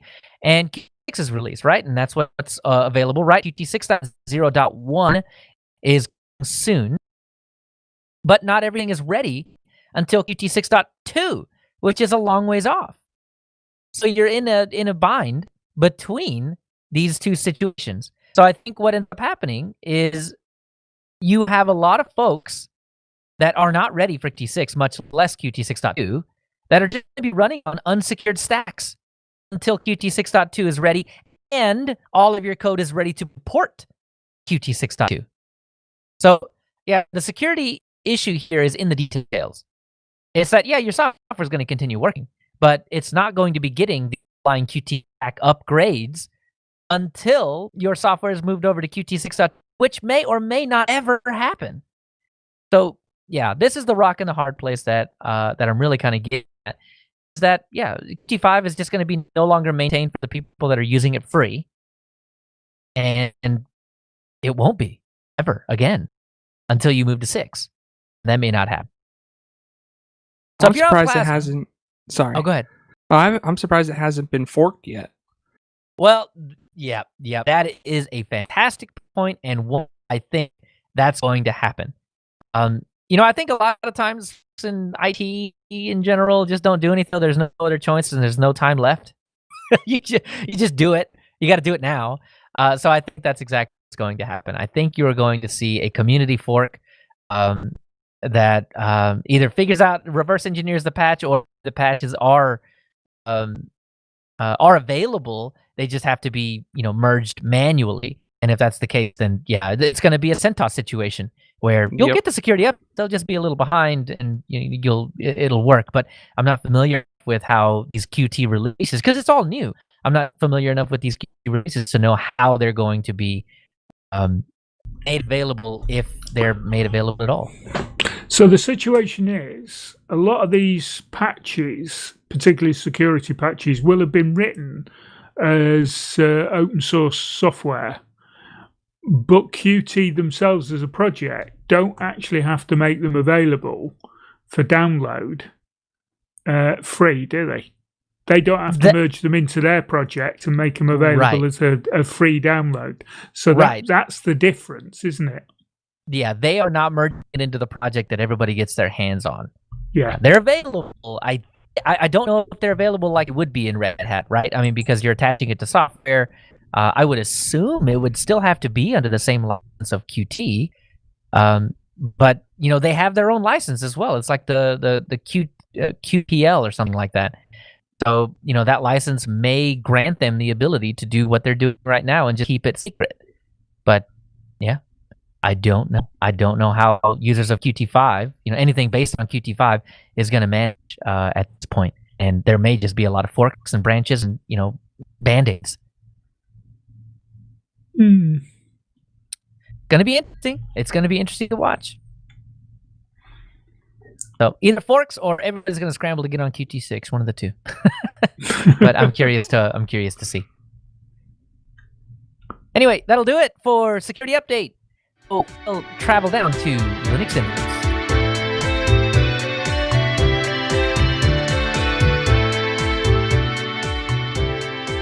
I don't know why I'm on top of these things all the time. It turns out most of the time I'm the least interesting guy in the conversation. But okay, fine. I did do this whole thing, by the way, is about Linux Mint and upgrading to 20.1. I know I'm on Cinnamon, but I know we kind of have a mix going on. But I did the upgrade to 20.1 yesterday. I've been on 20.1 for about 24 hours now. And I only found one real issue with it, and that was after I logged in, I noticed my mouse was a little choppy. And it wasn't really choppy. It was, running at 60 frames per second. But when you're on 144 hertz monitor, it looks choppy. It's not. There's some smoothness that's missing there. And that was noticeable for me. So first thing I did, hop into displays and see what the refresh rate was at. It was set to 60. Well, that ain't right. So I, opened it up, dropped it down, went to 144 hertz, applied it, and it's good to go, right? That was really all that needed to happen, and everything is butter again. But I'm running into another issue, and I don't know if I can blame this on Linux Mint 20.1 or not, but OBS is not transferring at its normal 6400 kilobits per second. So if you're watching live, it's a bit choppy. I think the audio is getting through just fine, which is awesome. I'm glad that that's working because that's really the show. But yeah, the video is choppy. It freezes a little bit, and yeah, eventually you get some video. But yeah, the audio stream seems to be working okay, and that's the important part. But yeah, I don't know if that's a Linux Mint thing or not. But outside of that, I keep meaning to get on Hypnotics and try it out and see what's going on, and just put the TV station on in the background. But yeah, man, just as with my Wander, I've just not had enough time to dive into this. So no, I'll have thoughts moving forward, but as of right now, yeah, not quite yet. I don't have a lot of opinion. So, Joe, tell me how it all happened for you. Well, this kind of happened yesterday when I was talking to you guys. So I upgraded my main laptop, the GE726QD. It has the NVIDIA GTX 960M hybrid graphics. I have to say the update was very smooth using the update manager. No problems at all. Much read. Yeah, and I was really pleasantly surprised at reboot. It was back up and running in just seconds. And I will mention that I am on kernel 5.4. So yeah, just super quick, seconds to reboot and get everything back up and running. The hybrid graphics worked perfectly on reboot. I did not need to fall back to the Intel drivers to get things running. It just worked. Everything else kind of seemed like a very incremental update. Nothing really stood out to me as new or innovative, except for that Hypnotics. And me and Tony were discussing it before the show about whether or not I could watch BBC One from there. And looking at it, I can see BBC Scotland, which has the BBC One logo. So I'm wondering if that will play Doctor Who when Doctor Who plays over there. So I'm going to have to keep an eye out when the new season starts up. But I don't see why hopefully wouldn't. It's just the broadcast of that TV station, isn't it? Yeah, but Yeah. well, we were talking. There are limitations on being able to access BBC regionally, but evidently BBC Scotland doesn't have that issue. Well, if it's streaming it through BBC iPlayer, when there is an IP block for region, if you're not in the UK, you will get blocked if your IP address is a foreign address. Yeah. So a quick VPN swap and that should take care of you. Is that what you're saying? That's what we were talking about earlier on, whether they Yeah. block a VPN or not. But Got it, evidently, you okay. also needed a couple of other things to be able to log into BBC iPlayer in order to be able to view things that way. Now, this is, I assume, rebroadcast live TV, and it does allow me to pause and cache like 5 minutes worth of it.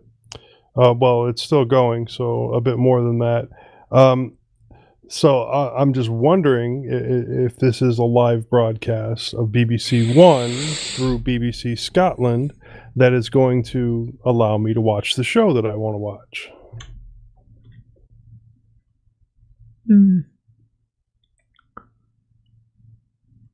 Which would be interesting. Yeah, for Yeah, sure. the only thing is that BBC One Scotland shows things at different times to the main BBC channel. So, well, then that's really all I got. I mean, like I said, it seems like a very incremental upgrade, which is what it's supposed to be. So, not a whole lot new to talk about with it, other than the fact that the update worked fine, and I didn't have to jump through any hoops to get my graphics working. So Tony? did you happen to do the user merge thing at the end of all that? The what? The user merge. So as I mentioned before, it's the sim linking of some of those directories. So if you look in the how to upgrade Linux Mint at the bottom, it's apt install user merge. Did you do that portion? No, I didn't. So yeah, I didn't have any issues with that. I didn't have any issues with the update at all. It was very, very easy. And then the user merge thing, I did that after to again, and yeah, still everything is good to go. No, I don't see any issues with what it. exactly does that impact? I mean, as far as running software stuff in the background, nothing. All it really does is it moves everything from bin into user bin, and then symlinks bin to user bin. That's really all it does. But this is so that it's mostly a Linux thing, but they just want to consolidate everything into one directory instead of having stuff sprayed across 3, 4, 5 different directories. Okay. I'll have to do that then. Might as well. Like I said, Ubuntu does it. As I mentioned in the news, Ubuntu does it, and I think Linux Mint is catching up now, and this is them requesting you to catch up.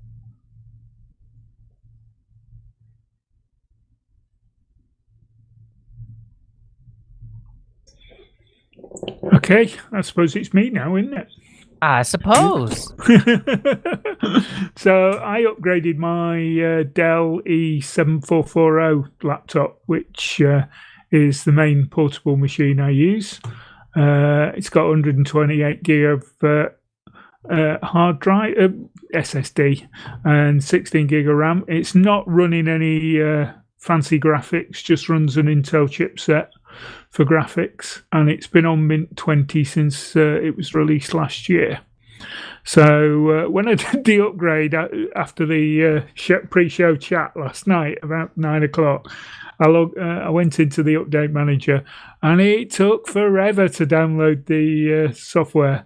So the world and his wife must have been using the same mirror that I was using, because my internet, Yep. normally it should have gone in about 2 minutes and started the install, but it took about 15 minutes for all the software to download. But once it was downloaded, the install and reboot went dead smooth, no problem. I haven't done that user merge at all, but it doesn't seem to be creating any issues at the moment, but I'll go back and have a look at that. But I did have a play with Hypnotics and hunted around about 60 TV channels to see whether I could find Jeez. anything worth watching, but they all seem to be foreign language stuff or news channels. There's one or two games channels, where they have game shows and things like that, and a couple of old movie channels. But most of it is just rehash of local news stations and stuff like that. A lot of kids channels. Yeah, quite a few kids channels and stuff. But it'd be interesting to know if other people in other regions can access some of the channels depending on where they're coming from.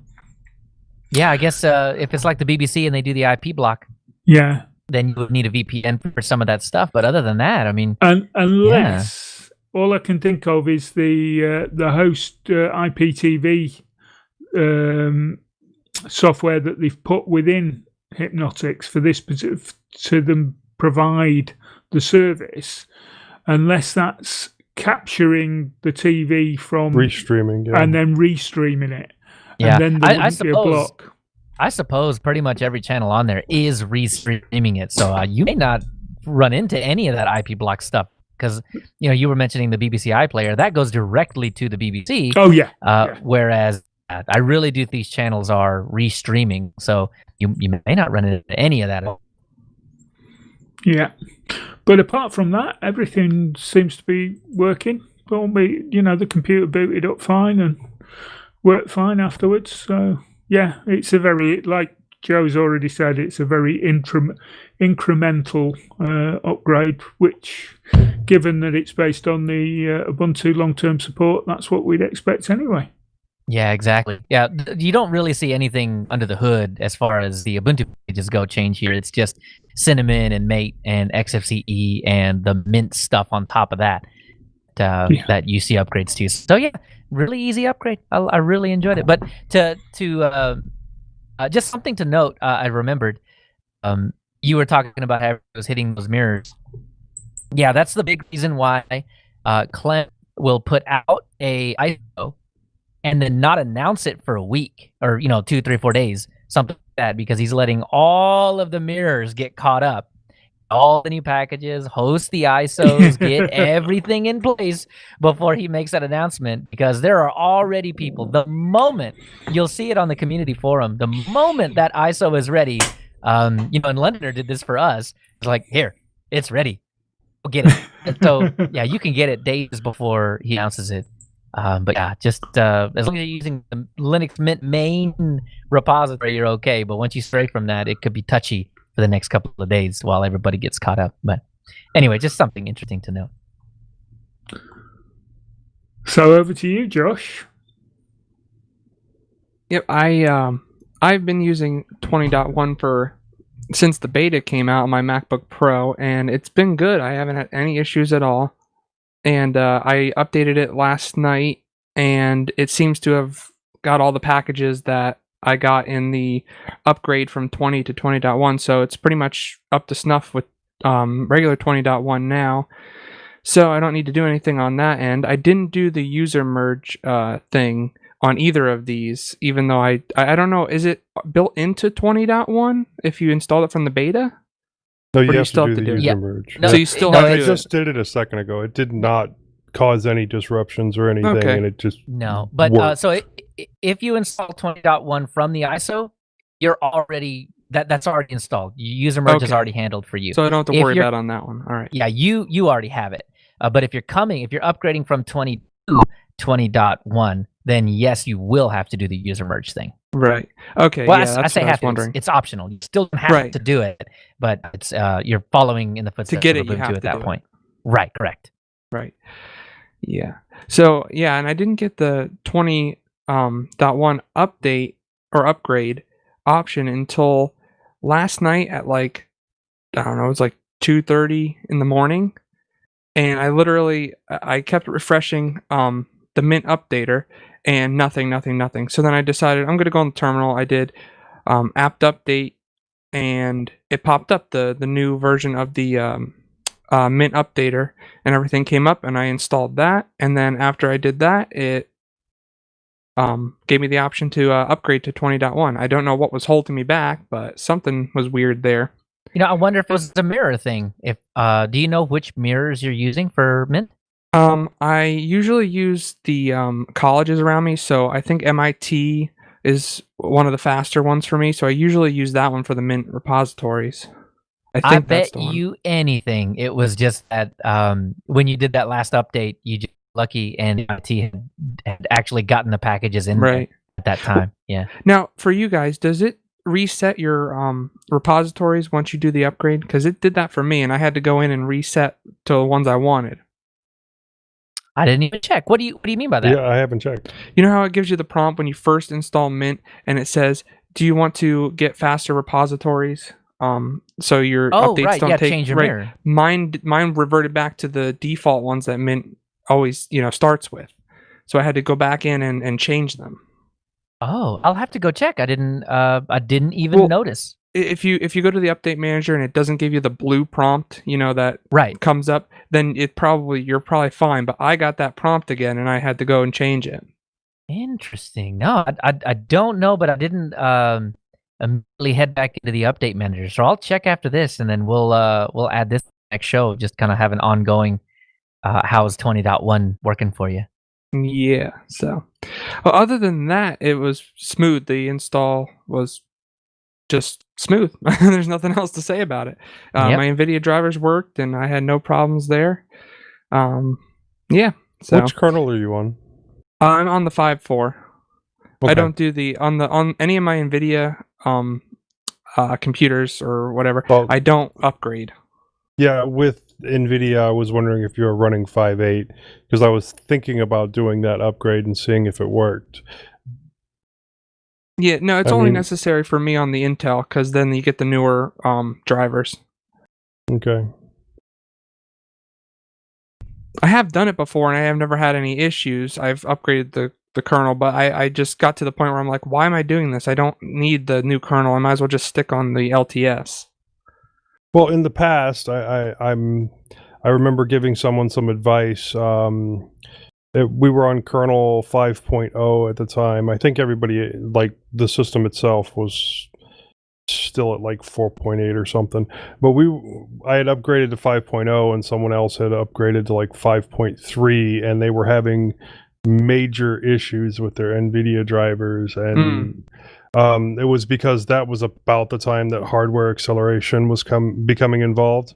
And there were issues with the NVIDIA drivers and hardware acceleration. Oh, okay. So the advice at the time was, don't go past 5.0 until they get some things ironed out. So, right. Yeah, I have had it. I have tried it in the past, but I never had any issues. Nothing like that. I don't know when it was exactly, but I just decided not to because there's no point for me. Yeah, I think a lot of times it's really for hardware enablement. If you have something that the newer kernel is, then you might want to jump on that new kernel. But otherwise, there's no reason to do so. It's just a bigger, more refactored kernel with some changes in it that may, if they don't affect you, no reason to actually upgrade. But I was in the boat. I am in the boat where 5.8 is a pretty decent sweet spot. There were, for my video card, 5.4 enabled it, 5.5 increased the performance of it, and 5.7 did the same. So now that I'm on, now that Linux Mint offers me the Ubuntu 5.8 kernel, being on that is actually pretty important for me, especially if I want to play games or use the card in any more way than just rendering desktop. It's important that I'm on a newer kernel. So honestly, I'm really waiting for Linux Mint 21, so we can handle 6 or what it's going to be by that time. But yeah, for right now, I gotta live on the edge a little bit. Yep. So yeah, the update was good, and I did get to try Hypnotics a little bit on my MacBook. I tried it actually on my desktop as well, and it's pretty cool. I mean, there's a lot of stations on there. I can get most of the channels that I could get on an antenna at my apartment on there, and more news stations definitely than I could even get with my antenna. Even if I had 3 antennas, I couldn't get the amount of news stations. So that's nice to have just in case. And it even has the weather channel, which for my area is pretty good. I mean, it has a lot of shows on now. It doesn't do the weather except for I think it's like every 8 minutes or something like that, it'll do like a little weather clip. But that's nice to have, to just be able to, have on if you want and just have the weather cycling, especially for my job with the snow plowing. It's, it might be nice to just have that cycling on a side and I can just glance over and see the weather report. Because sometimes I know they have a lot of apps that you can look at the weather, but sometimes when someone's actually telling you the weather, it gives a little more information than just looking at it on an app. Like, oh, it's going to snow. Okay, so when, how, why, It's nice to be able to keep an ear on it while you know, doing other things. Right, that's what I mean. Yep. Yeah, I didn't try any of the foreign channels. I didn't look into that because I didn't really know. I don't really know what to look for, so I didn't look. I just looked at anything that was in the US. I just tried out, and yeah, I didn't notice any restrictions, but yet again, I wasn't looking outside of the US, so I wouldn't find out about that. Yeah, so, and also the web apps, that application is now at version 1.1, and it's really come around since they released the beta of it, and it works really nice to just make any website be just almost like a native window in your OS.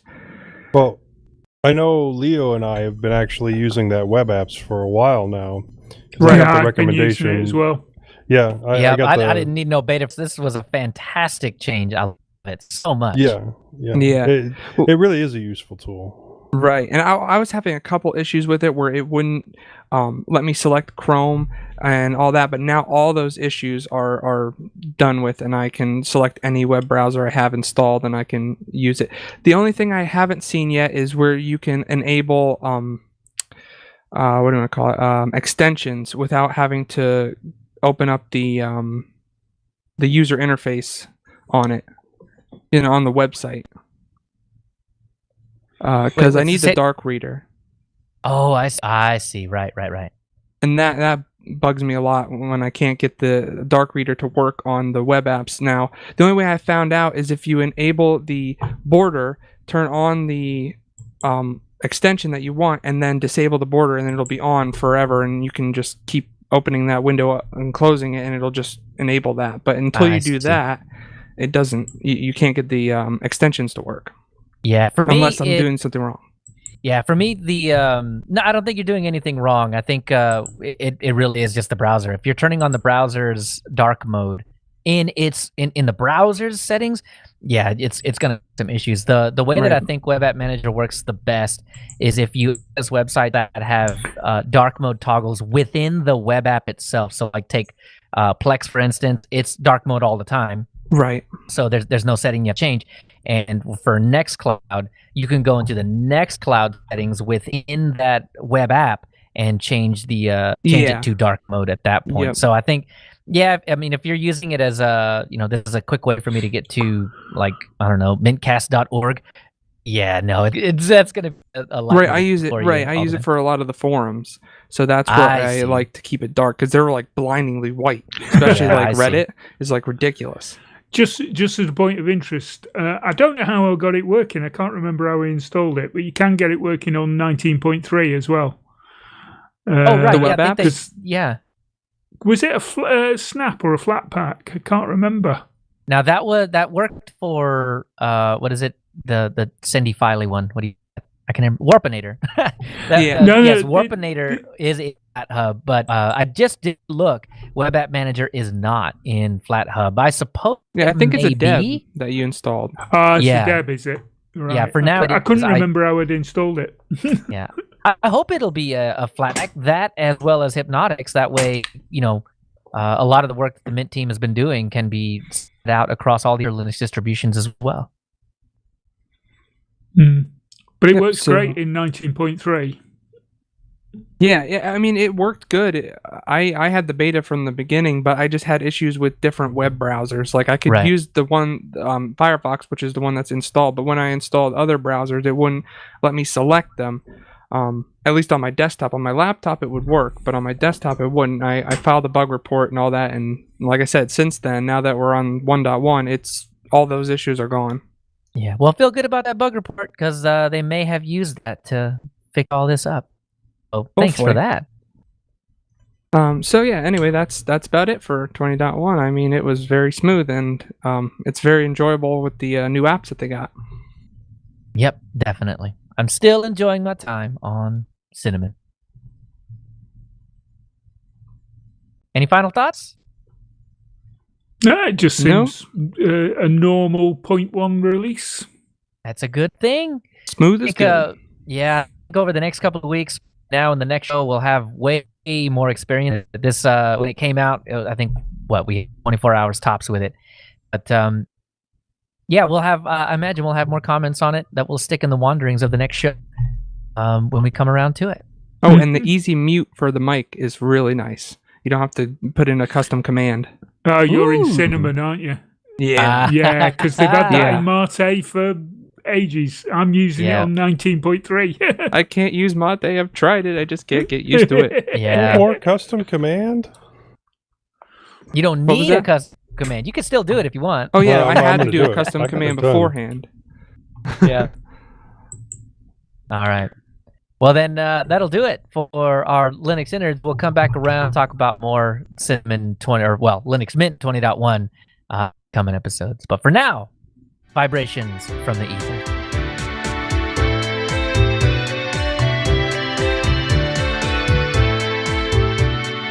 All right. I'm going to hand these out candy like I'm throwing candy Go on, off I'll of a take parade this float. first one. All right, Go on. take care, Glenn. Yeah. So first one's from Glenn Thompson. Great podcast, guys. Keep it up. I've been a Linux user exclusively for over 8 years now. Started with dual booting, but quickly dived all in with Mint. Tried many of the top 100 distros over the years and now have the luxury of 2 laptops. Mint LMDE on one and Solus KDE on the other. But my utopian distro is still Mint KDE. Do you champs think we'll ever likely to see it again? Ooh, No. No, I'm not sure we will either. Yeah, unfortunately. But if Moss were here, he'd correct me because I'm probably wrong. But isn't Farron OS the closest we're going to get? They used to be based on Mint, but I think now they're more based on Ubuntu. But yeah, they're still based have- on KDE or the KDE distro. Whatever. Yeah, it is, so- I can't remember. So yeah, I think you can just get a stock experience in that. But they take a different Yeah, route. they than use all both. the Mint tools. Yeah, Can't- well, I can't- think they used to. I think they may have even taken those out now too. But, No, they still have them Oh, good. because I use it once in a while. So, Can't Glenn, you that just- might be your escape hatch. Can't you just install KDE? Well, you can. Whether or not it works well is, not the Mint team's problem, and because of that, it's probably not recommended. Yeah. So anyway, Glenn goes on to say, and his wishes come true. Hopefully this makes it into a future podcast. Many Woo, woo. thanks, Glenn. Got you, Glenn. I do want to talk more about Plasma, though. Because like you, Glenn, I love me some Plasma. If Cinnamon were to ever go away, that's where I would live. Because I do have a couple of machines living on Plasma right now, and I love it so much. Yeah, it was a shame that they did away with the KDE one. Yeah, drop Xfce or Mate, man. Okay, well, not for you. drop Xfce, XFCE definitely. Just KDE, and then replace it XFCE with gone. Plasma. Yeah. No, I think there's a case for all the current 3 main ones, but just adding Plasma back in. Yeah, I think they ran out of time. I think that was the biggest reason why they Yeah. dropped. Plasma in Do the you place. really need both XFCE and Mate? I mean, I don't know. I feel like the you can make that arguments are argument. getting less because Yeah. Mate and XFCE are kind of closing up as far as resource usage goes. Yeah, they really are. They really are. I think Cinnamon's different enough from Mate and XFCE that you could make that argument, but yeah, Mate and Mate- XFCE are getting The Tony's KDE right. is They're even less than close. XFCE now. What do you mean? The you resource mean usage. resource usage. Yeah, you're right. You're absolutely right. It'll boot up less. 100%. And it's just so snappy. I like it so much.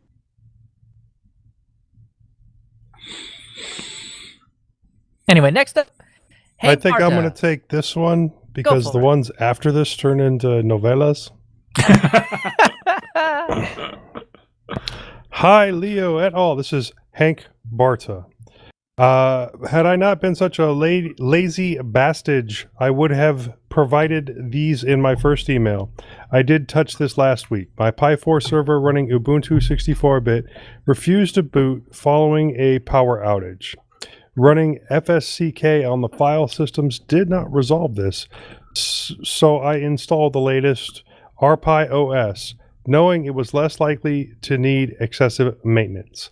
One of the first things I did was to reinstall mkdocs and get this set up. My setup consists of two files, a systemd service file and a bash script. The service file includes the commands needed to install and start this up. Disclaimer, this is a small private project, so I have not bothered with a lot of commentary, usage notes, or other things that would be expected of a proper open source project. I just hacked at it until it worked and then moved on. In my first email, I also forgot to mention that mkdocs provides some sort of integration with GitHub. I did not investigate this because my notes are private and not suitable for the internet, but that may be of interest to others.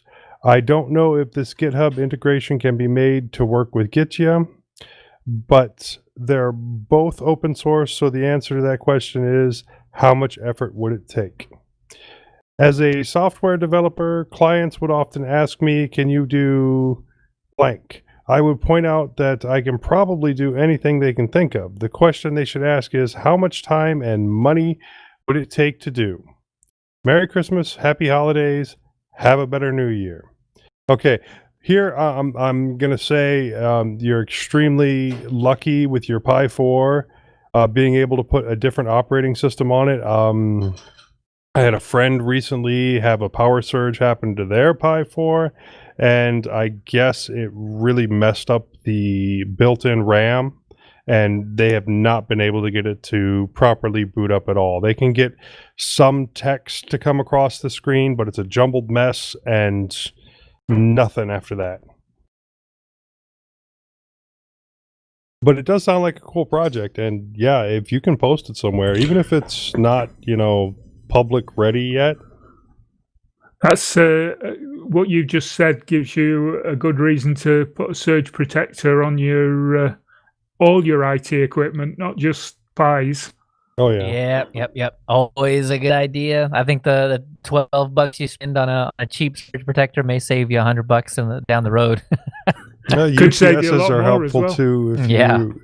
If you're in a household that has shoddy power, like power drops, power spikes, anything like that, a UPS will fix most of those issues. True.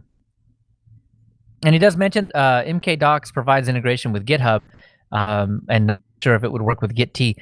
My thought is that it will work with Git just fine, because I think both of those on the front end are just Git, and as long as it's just regular Git commands and if it's just regular Git commands, I don't see any reason why it wouldn't work right now with Git out of the box. So yeah, that's something really cool that I want to look into. I'll be setting T with that Docker PostScript. Yeah, and I really like that answer down at the bottom. Can you do this? Yes, I can. How much time and money are you willing to dedicate to it? Mm-hmm. Yeah, that's the biggest thing. I mean, when someone asks, can you do this? It's like, yeah, $200 an hour. Just let me know how long you want me to work on it.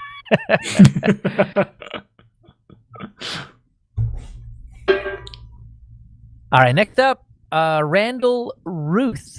Does anybody like this one? Well, don't everybody jump in there at once. I think it's Josh's turn. Hey! I'm not good at reading. This isn't even the really long one. So Randall writes, was listening to mintCast 349.5, and it reminded me of my wish list. Love Pi. Several of them run servers, and I would like to build another solution using one. Ground. If you use a public Wi-Fi hotspot, you never know what virus you're going to catch. So the solution is, I need a firewall router. Problem. Many public hotspots need to be logged into via web page. Not every Wi-Fi device has a browser interface. Solution: ensure the router has a browser interface. Problem: public hotspots limit how many times one of their passkey can be used. Solution: router has an app. So what he's looking to do is essentially to build a little Raspberry Pi that is a proxy behind a be a router proxy kind of situation, so that you can browse a little safer. I should have taken this one too, because I've actually done projects on this and written up a couple of papers about it. So he say though that he built a little Pi router on a 3B plug that he carries around with you that he can use at hotels or McDonald's. As it has a external Wi-Fi dongle to be used to connect to the public hotspot. Use the onboard Wi-Fi as the local network. There you go. That's your second router interface. Have HOSTAP, I think. So I can connect directly to the Pi, and I have a full GUI OS installed with VNC, so I can easily connect to the public hotspot and start a browser. Once this is any other devices that can connect to the Pi router will get connected. The SSID of the router never changes. Once a device is connected to the router, it easily connects again. I'm going to interrupt right there and put in that is a great solution and a great way to do it. But what I found that really works is a portable Wi-Fi router. TP-Link makes several that are really good for it. And you put OpenWRT on there. And then you SSH into it and connect it to the Wi-Fi. Well, actually, you can use the web interface to connect it to the Wi-Fi. And then what you do is you forward port 80 from the router back to your laptop or device. And then you use that to access the web page, the login web page. And once it's logged in, all your devices can now connect to your router and go through there. And you can even set up a VPN to automatically be on that router. Now that the extra VPN step is awesome. So what you're getting at is you can forward a web page to your laptop that accepts web requests that also sends out web requests. So this is the Captain porting, right? Yeah, I think this is what he's using HostTap for. But all you're doing is forwarding port 80 from your router to your laptop. So all the traffic is technically on the router. So it looks like the router is accessing the login page. See what I'm saying? Right. So, and this is the captive portal thing, right? So when McDonald's gives a seat and says this is the password, so you can access the captive portal. Interesting. And then from there, you can disconnect that port forwarding. Yeah, and then just access the internet with all of your devices through that router. Interesting. Okay, that's cool. So he continues on though that this will all work fine, or this was all working fine until I got Xfinity and a Roku. I was able to connect my Roku to my router and had access to all the Roku apps. The exception was my Xfinity app, and Xfinity, that's Verizon, right? Am I thinking right, or is that Comcast? That might be Comcast. Now that I think about it, they changed their name. Anyway, I think Xfinity is Verizon. Oh, is it? Okay, good. It requires that my Roku be used on my home network. That makes sense though, because you got to have the IP address link there. But the solution is, speaking of VPN, I need to have my Pi router connect to my home VPN. I set up a VPN many years ago, Pi 1. I have been using it to connect my smartphone and laptop to my home network so I can check on my servers while I'm away from home. It would be instructive to discuss the pieces that would go into a router like this and they are installed and configured. So maybe a future show to set all this up and make a portable thing. But I think right we now, had a show on it. Doing this exact thing though? Discussing this exact thing and how to set it up. And that was not this last year's holiday season, or not the 2020, but at 2019, during the holiday season, I did one on travel routing. Oh, right, that's right. So we'll have to go back and look and see what that covers and cover any other bits that were left out. Be interesting. Cool. Well, anyway, that's how I set up my router, my VPN. That's exactly how I do that. Thing I need to touch from here when I'm away, which is pretty much never more. Yeah, I use that VPN to do it. Actually, I haven't even checked VPN in months. It probably is not even up right now. Anyway, next up, Phil. G'day from Australia, fellas. Oh, Tony, are you going to take this one? Yeah, I'll take it. Go for it. But you got to say g'day now. Good day from Australia, fellas. Love your podcast. You've been have been an avid listener since discovering you in early 2020. Oh, so one of our new listeners. We almost got a whole year out of you, Phil. Awesome. Yay!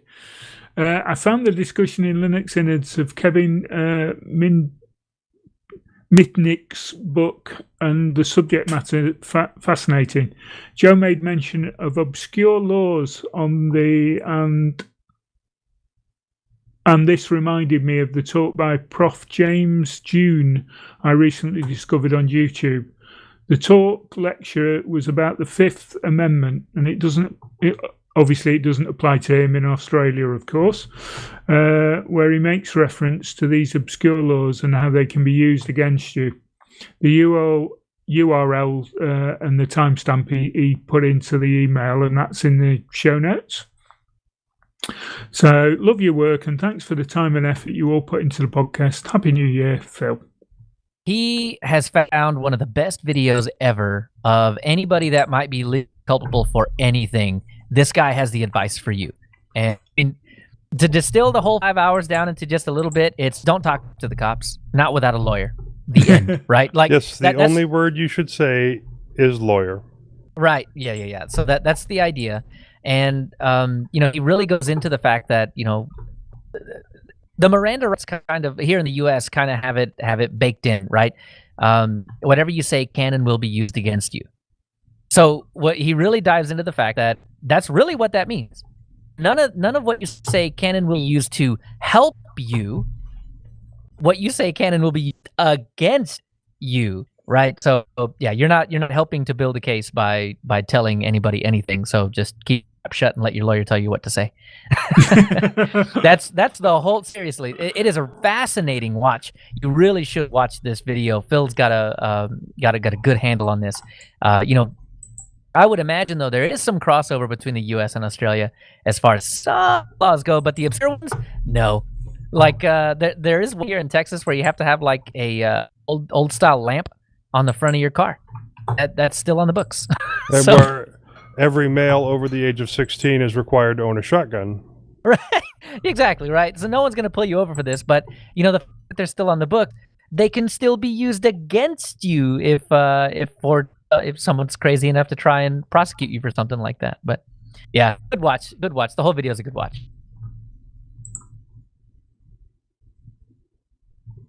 Anyway, next up, Stan Reichart. Last call for someone to read this one.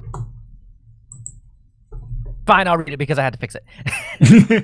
So on the live stream page, you show next live stream with a single date that all too often doesn't get manually updated. Yep, I'm hanging my head just a little bit because I forget to update that sometimes.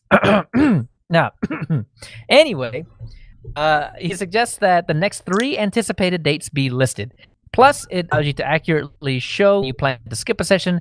I do that on the 4 website homes that I maintain for our volunteer groups. My reasoning is that when an expired date appears, visitors have to figure out when they're in their head when the next live stream will occur. Then they would have to plan on their return. Plus, if it's a long time until the next session, they may think that there may not be a next session. Returning visitors won't stick around if you don't start precisely on time. You often only get one for them too, and someone deleted the show notes. Wait. There we go. Return. Sweet. So, that is, yeah. So I did fix it for this particular episode. I did it right about the time that we got that email, which was about a week ago. And yeah, it's more of a discipline thing. I just don't have a set time to go in there and actually do that, though I have found a few different times to do that. Honestly, would it, if I could just have a calendar, an image of a calendar that just has all highlighted, because we don't skip. Like, we don't skip.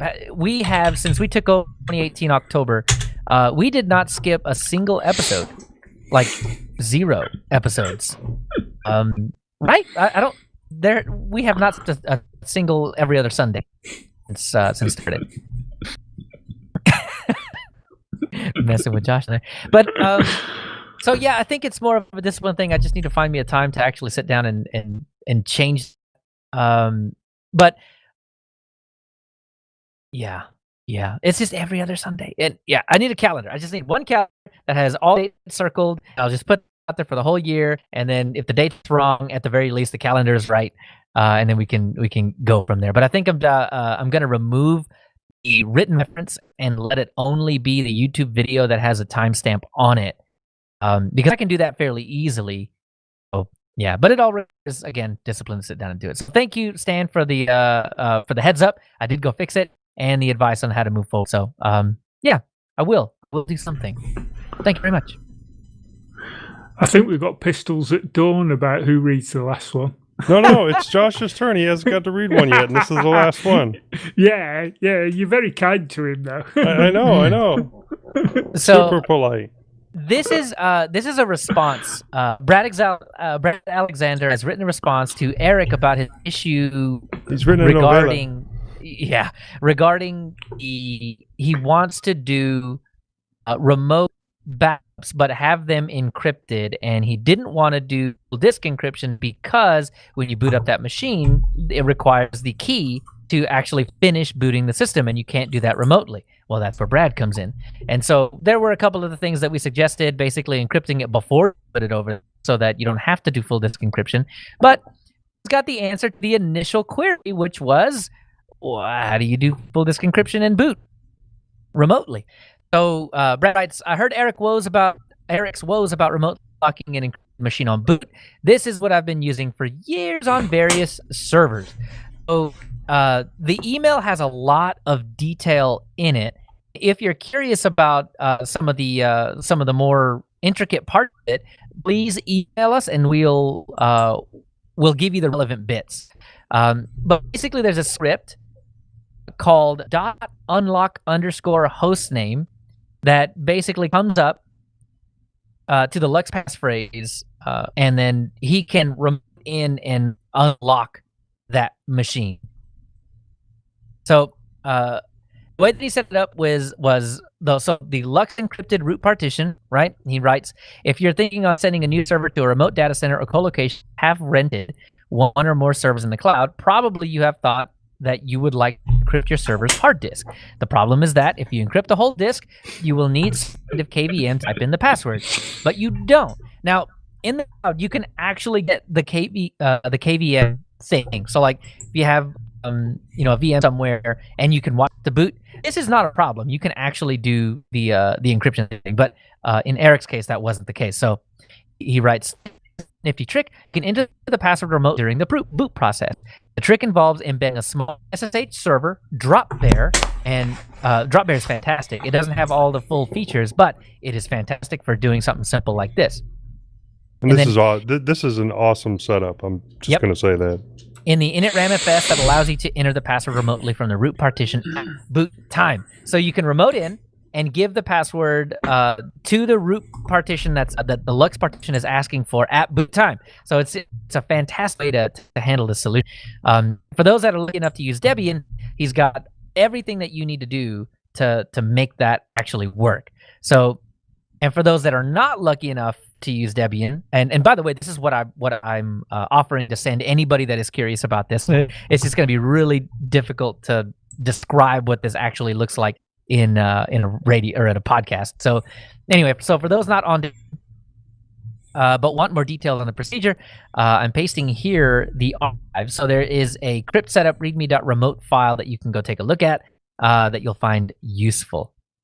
So anyway, so for the remote unlocking to work, he goes into more detail about how to set up the key in the init ramfs configuration and point to how to deal with it on Dropbear, and then on the other end of that, how to extract the key when you are trying to log in and pass the password to it. But This is just fantastic write-up on how to fix Eric's exact problem.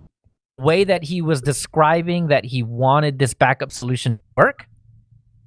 Yeah, Brad's got the answer to it. So while you could still do the encrypt before you send, this is the way to do it exactly the way that Eric was thinking on how to handle it. So anyway, thanks so much, Brad, for writing into this. And anybody that wants any more information on this or the commands that go along with this, please let me know. I'm happy to send that along to you.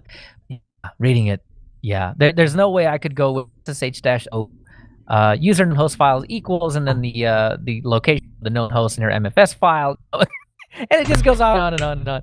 And that's just one command. So yeah, you want to see that? Let us know. It's a fantastic route. Brad, if you don't have this written out somewhere on the web or whatever, please do so. I would love to just link to this, mintcast.org, and everywhere else, really, because it's a really fantastic. But if we'd have read all that out, it'd have probably doubled the length of the show.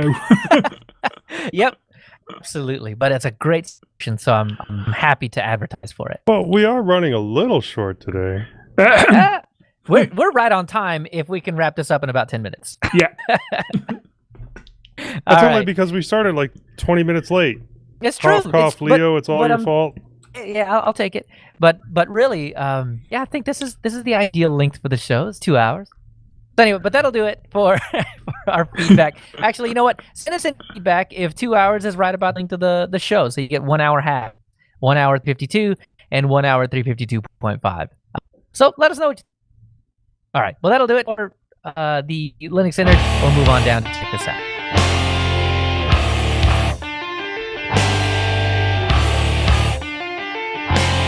All right. I've got two things. We've had a lot of conversation about Ansible over the episodes, and I know specifically Owen Peary was looking for how to get started with Ansible. And while there's a million different solutions out there, a million different ways to get started and learn how to do it, Red Hat has some fantastic documentation on demystifying Ansible. What it does, how you use it, how you set it up. They point to a lot of the internal documentation that they point to a lot of new documentation that they've written for this particular article. And it is just a great way to just learn as much as you possibly can about Ansible and get actually implementing it. So check that out. It is fantastic information. And then I've got, I broke out, it's in the Linux Mint notes, the release notes, but I felt like I needed to break it out because it's a really good read. And I did ask for feedback if you want to hear a show on this, the making the case for the user merge. So there's a link there. It's got a question and answer, or FAQ, I guess, style write-up that you can learn a lot about why it is the way that it is, and why you even want to do it. You take a look at that, and then if you go over that, or if you do have an opinion on that, write in, let us know, and we might do a whole show over user merge in the future. Anyway, so Josh, I've got some information to interject. Please tell me about, well, what is this? The application is called PigZ. It's spelled pig with a Z at the end, but it's pronounced pig Z-E-E, like that, instead of pigs. That's not what it's supposed to be. Everyone says that, and they actually... What? So once you leave America, it's PigZ. PigZ, right? yes. All right, okay. Just wanted to be sure. Yeah, so it's a re-implementation of gzip, but it takes advantage of multi-threaded processors.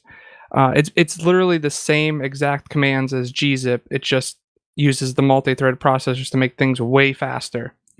It took my backup of my SDA hard drive to from over an hour to under 30 minutes. It actually took almost 26 minutes to do it, which is, I was like, holy crap. That was really fast. It was, let's see, it's it's a 256 gig drive. And I ended up having 108 gigabytes on the image file after the compression. So that was pretty fast for that much. So was it image size? The original image was 256. That's the whole drive. That's everything. Oh, That's what see. I was doing. Right. I see it. And but it's zeros after the for rest of compression, it, right? I see. after the compression was 108 gigabytes. Wow. Okay. Yeah. So yeah, it's pretty easy to install it.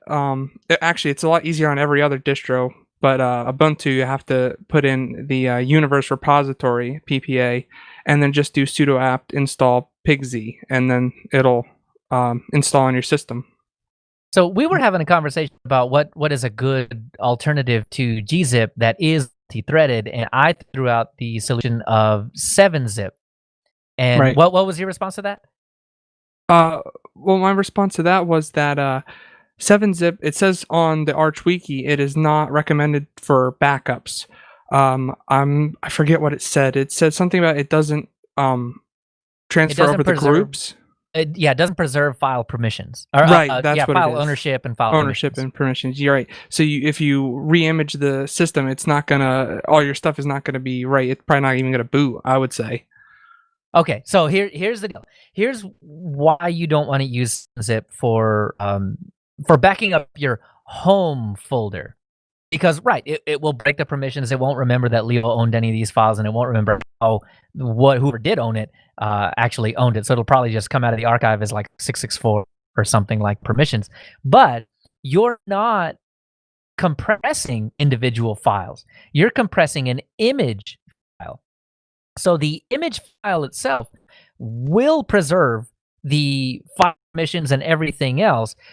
All 7-zip is doing is crushing that image file. So when you extract the image file and place the image file back into the back onto the drive or something like that, your file permissions and ownership will still be intact. So when you do a backup of 7-zip, a directory, then you're running into the problem that the Arch Wiki is pointing out, in that it won't remember who's owning stuff. But in your case, since you're only backing up and compressing an image file, just a single IMG file, 7-zip is still a usable solution in a case like that. Right. Well, I did try 7-zip to do it, and it says it's multi-threaded, but it didn't seem like it was using. I can't explain it. Like I looked up an htop while it was doing it, and it was definitely going slower than pigz. So I know 7-zip can handle like a gajillion different styles of compression. So I wonder if it was. Well, did it look like it was multi-threading? I think that was the issue. It looked like it did. It was only using like maybe max 20% of the CPU of the threads. I And see. with pigz, it was using 80% of all the threads when it was working. So I don't know. I might have done the command wrong with 7-zip. Well, but it seemed to me that there were about a good 3 or 4 options that you had in the command Right. to re-get it to run exactly the way that you want. So I think, right. you know what? How about let me put this to you. So since the compression style doesn't necessarily matter because you're dealing with just a single image file, I need to do a REST style on a couple of my drives. So I wonder if we both do the same thing. You've already got the image file. I'll make some image files, and then if we, over the next couple of weeks, try and just benchmark gzip and 7-zip, if not, and another 1 or 2 if we can find them that are multi, and just kind of come back with what our experience was.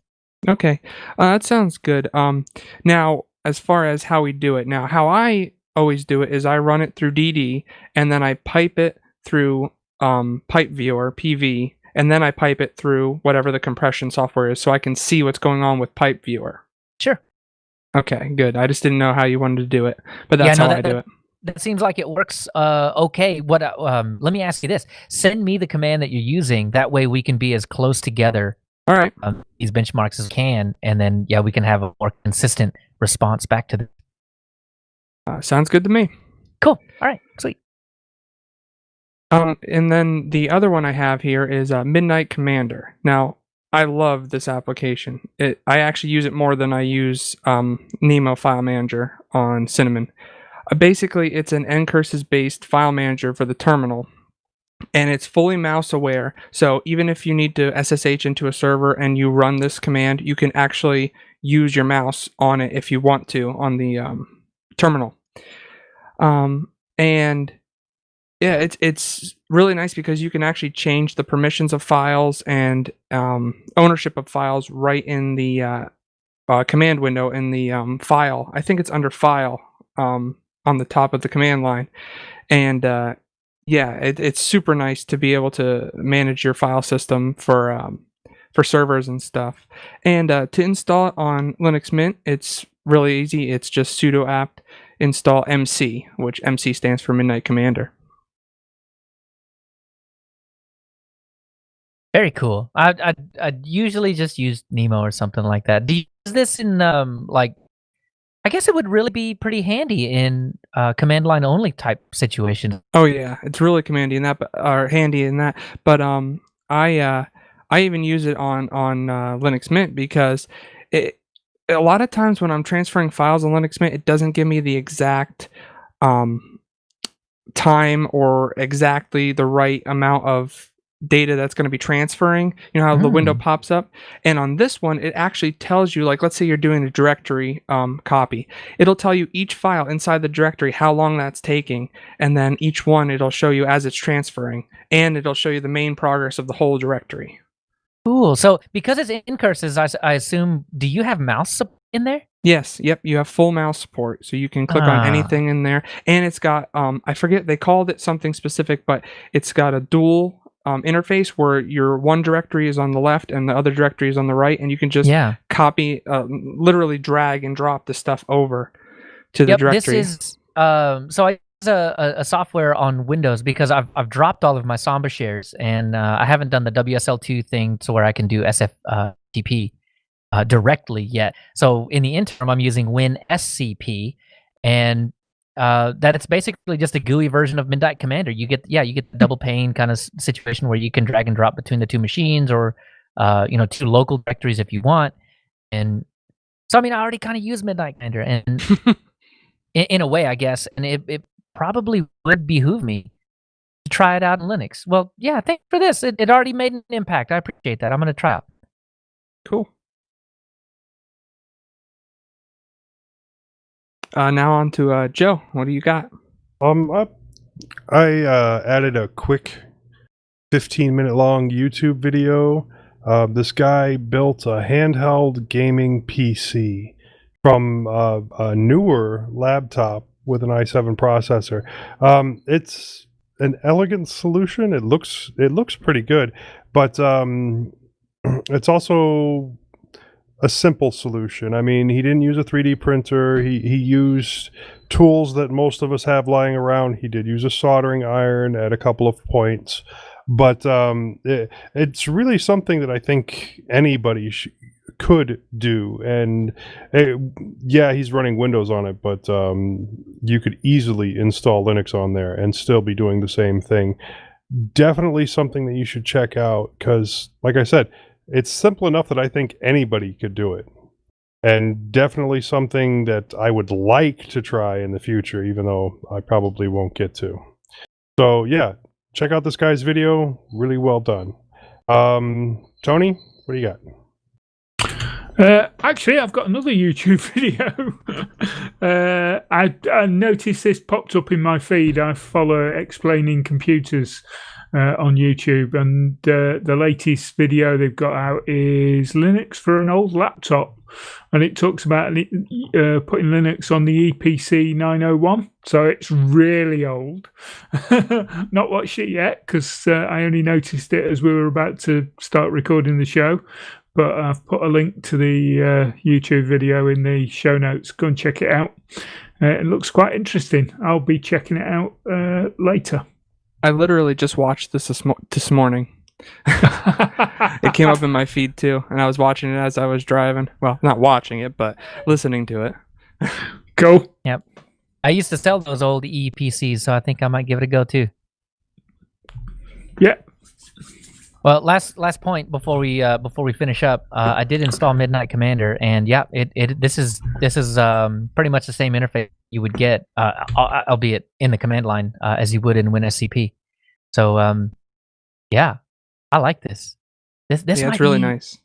Yeah, this is. It's I use fast. this in WSL on Windows 2. Yeah. Yep. Okay. Yep. Okay. Thank you for this. Anyway, so the last little bit is Moss asked the show to attend a music event which he performed. Email him for more information. moss@mintcast.org. Our next show will be Sunday, January 24th at 2 p.m. Central U.S. time. Get the show time converted to your time zone at the link in the show notes or at the website. That'll do it for the show, but Joe, where can we get more of you? Well, you can catch me on a couple of my other podcasts. I'm on the Linux Link Tech Show, which you can find at www.tllts.org. You can catch me on the Linux Lugcast, www.linuxlugcast.com. You can find me on MeWe, or you can email me directly, jb@mintcast.org. And Bo's not here this go around, but you can get him at ecnradio.com, undercastnetwork.com. Find him on YouTube at the Undercast Collective. Moss as well, but you can get him at It's Moss, MeWe, blogs on Peaceful Hippo, LinuxQuestions.org, music on Bandcamp, various YouTube channels, moss@mintcast.org, at Zyvala at hosttux.social on Mastodon. Ooh, that's a mouthful. Hoppers Digest at gmail.com. Sponsors, and he's got 3 sponsors. Yay. So they're climbing up. Nice. And Tony. Yeah, I'm on HPR. I'm host ID 338. I've got my occasional blog, tony-hughes.blogspot.com. I'm on Twitter, TonyH1212. You can get me at th@mintcast.org and distrohoppersdigest@gmail.com. Nice. The other Tony, Watts, you can get him at tw@mintcast.org or find him. Search him up. Echoes of Savages. Josh, what about you?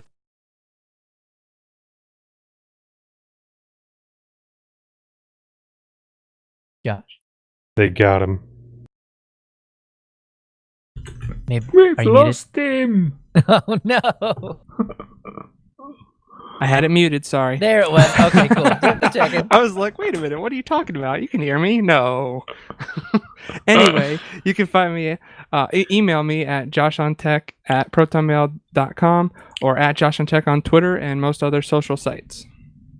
Nice. And for me, leochapas.org, at leochapas on Twitter. You can get me at mintcast.org, linuxuserspace.show, or Full Circle Weekly News. Before we leave, we want to make sure to acknowledge some of the people who make mintCast possible. Owen Peary for our audio editing, Josh Lowe for work on the website, Star for the logo, and Londoner for keeping us all on time. Bytemark Hosting for hosting mintcast.org and our Mumble server, archive.org for host audio files, HPR for our backup Mumble room, and of course, development team for the 20.1 version that we love talking about this past fortnight. Thanks, Clem. Thanks, Clem. Thanks, Clem. And Co. And that's a wrap. Yay! I think Josh would have enjoyed reading Brad's post. Oh, I'm sure he You trust me, you would not want me to read that. It would have been bad. Oh, man. I am not good at reading in the first place, and doing it live when you put me on the spot, it would be really bad. Okay, let me throw something out at you guys. And for those that are listening live, you're gonna get to talk about this as well if you want. What if? So there's a podcast was called Tabs Not Spaces, and it was I forget who it was, but he was putting together a bunch of new stuff, and then the robot would read it. Would be the podcast, but if you weren't paying attention, you wouldn't realize that it was a robot. It was really good. So my question is, what if we get the robot to read our emails and then we just respond to them? It's not a bad idea. I mean, Separate show style or no, in the same no. show? As it just within, because I can do Well, that. No, that's okay for some emails. But we get a lot of emails that are extremely technical and or long or both. And like the one Brad just sent, and I don't think that would read out very well considering all the symbols in there. Well, what we could do in a case like that is, just give the robot a replacement of that code and say, there's code here, but moving on. That way you can kind of skip that stuff, but you Sounds still like get there'd be all the quite things. a bit of setup there Yeah, might be. and for also, each time. I like the banter that we sometimes, Yes. in the middle of an email, we'll stop and we'll talk about it, and there's a bit of banter goes on. Yeah, I mean, we could always stop it. I mean, look, all I'm saying is, y'all know y'all gonna make me do this, so Well, I don't mind reading the emails, and I honestly, I I know, should I have read that. I should have read that second one too. No, or it's the cool. third one, or whichever one it was. And yeah, because I would have included that line, whether it was marked out or not. Yeah, I figured. But yeah, glad I marked it out. My I totally audio's forgot. heading to drive as we speak. Oh yeah, I guess I gotta stop mine. Yep, forgot. Yeah, I'm uploading mine now. Got to save mine, but I'm doing it now. Export. Oh, I was too busy talking smack. What show is this? 352. 352, yes. 352. What's my name again? Billy. Billy Do Bob. Do you mean you have a name? BillyWitchLander.com. There's that thing everybody calls me. What is it? I don't mind what you call me as long as you call me regularly for food. Yeah. Listen, if you're offering, Hey, if you're cooking, I'm eating.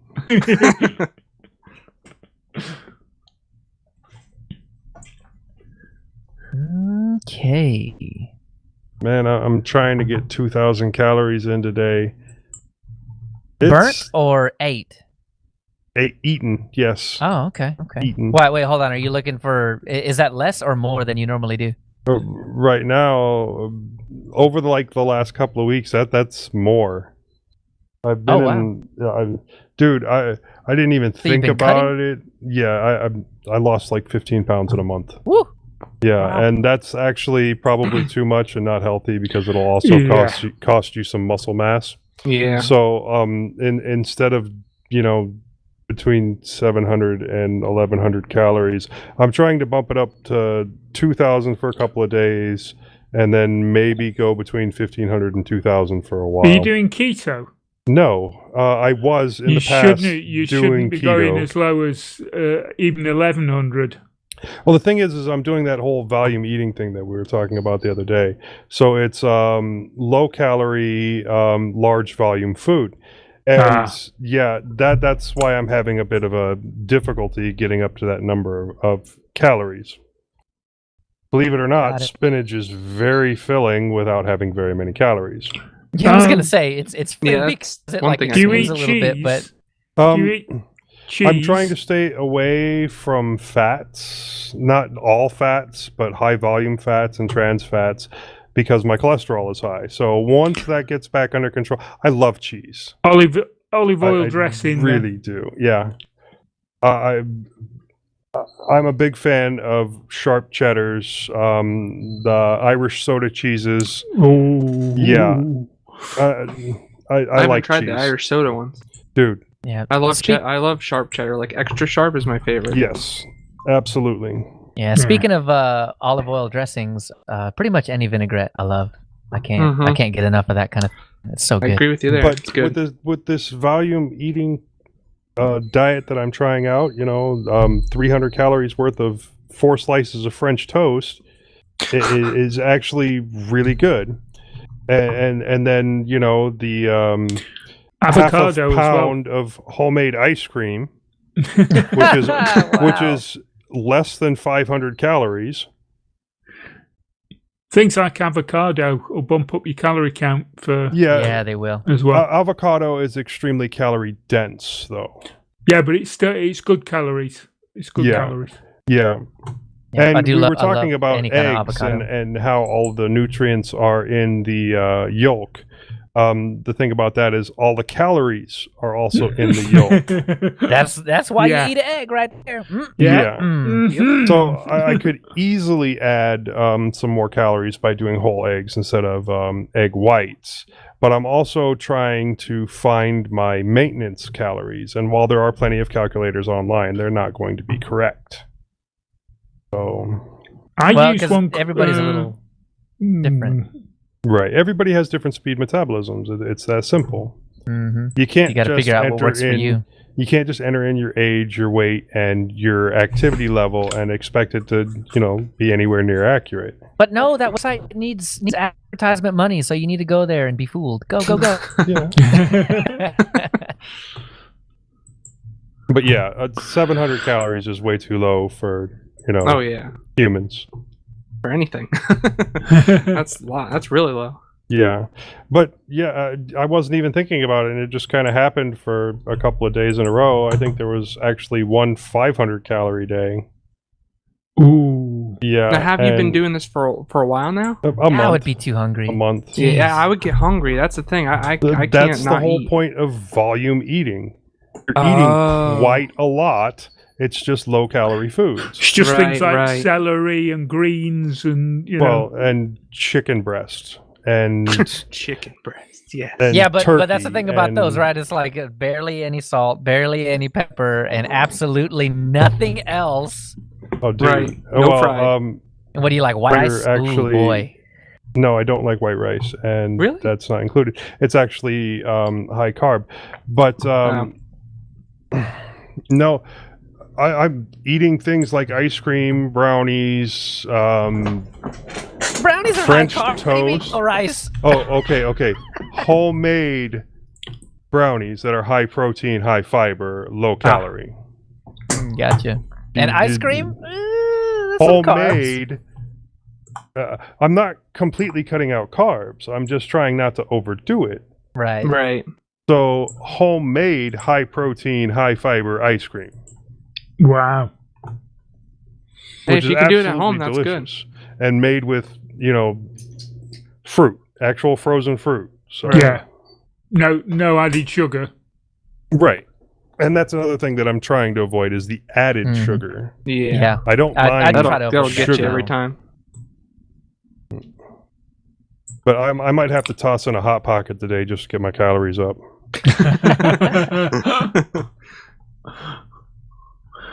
All right, Right, guys. I'm going to stop the mumble recording. Yeah, and I'm gonna head over to kill the live stream. So for those of you that are still hanging out, I think there's a couple of you left. Thanks for hey, secure random. Sweet. Thanks for swinging by, Secure. I appreciate you.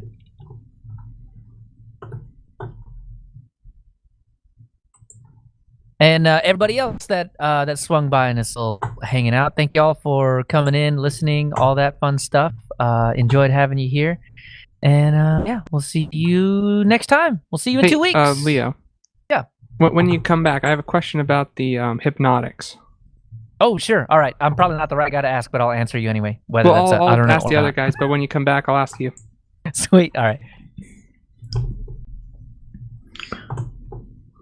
What's the So, question? Yeah, I was gonna ask. There's a Plex USA option, and I'm like, Yeah, I pinged that. what? I clicked on that. Yeah, like what is that? Like it's got Okay. stuff, but like, Plex has a lot of stuff built into it. oh, okay. And now, usually, you can click on those various things, and it's not just going to be a stream. It's you Right. get to pick whatever movie, TV show is available on it. Okay, okay. Like Crackle. Crackle is actually Right. from Sony. So Plex is basically just acting as a front end for Crackle in that instance. But Right. here on the Hypnotics, what it's doing is, I guess, picking random things from there and streaming them. Okay. I got it. I was so confused because I'm like, what, can people just put their Plex servers right up on there? I'm like, that seems a little illegal. It's actually the add-ons. Okay. And from what I understood from what Tony had said earlier, Hypnotics was just restreaming things that are legal. Right, right. That's the impression I get. Yeah. Yeah, that's the only question I had was with the Plex thing. I was just like, that's just strange to me. But now that you explain that, I see what you mean. Because it has a Roku USA, which Roku has some free stuff too.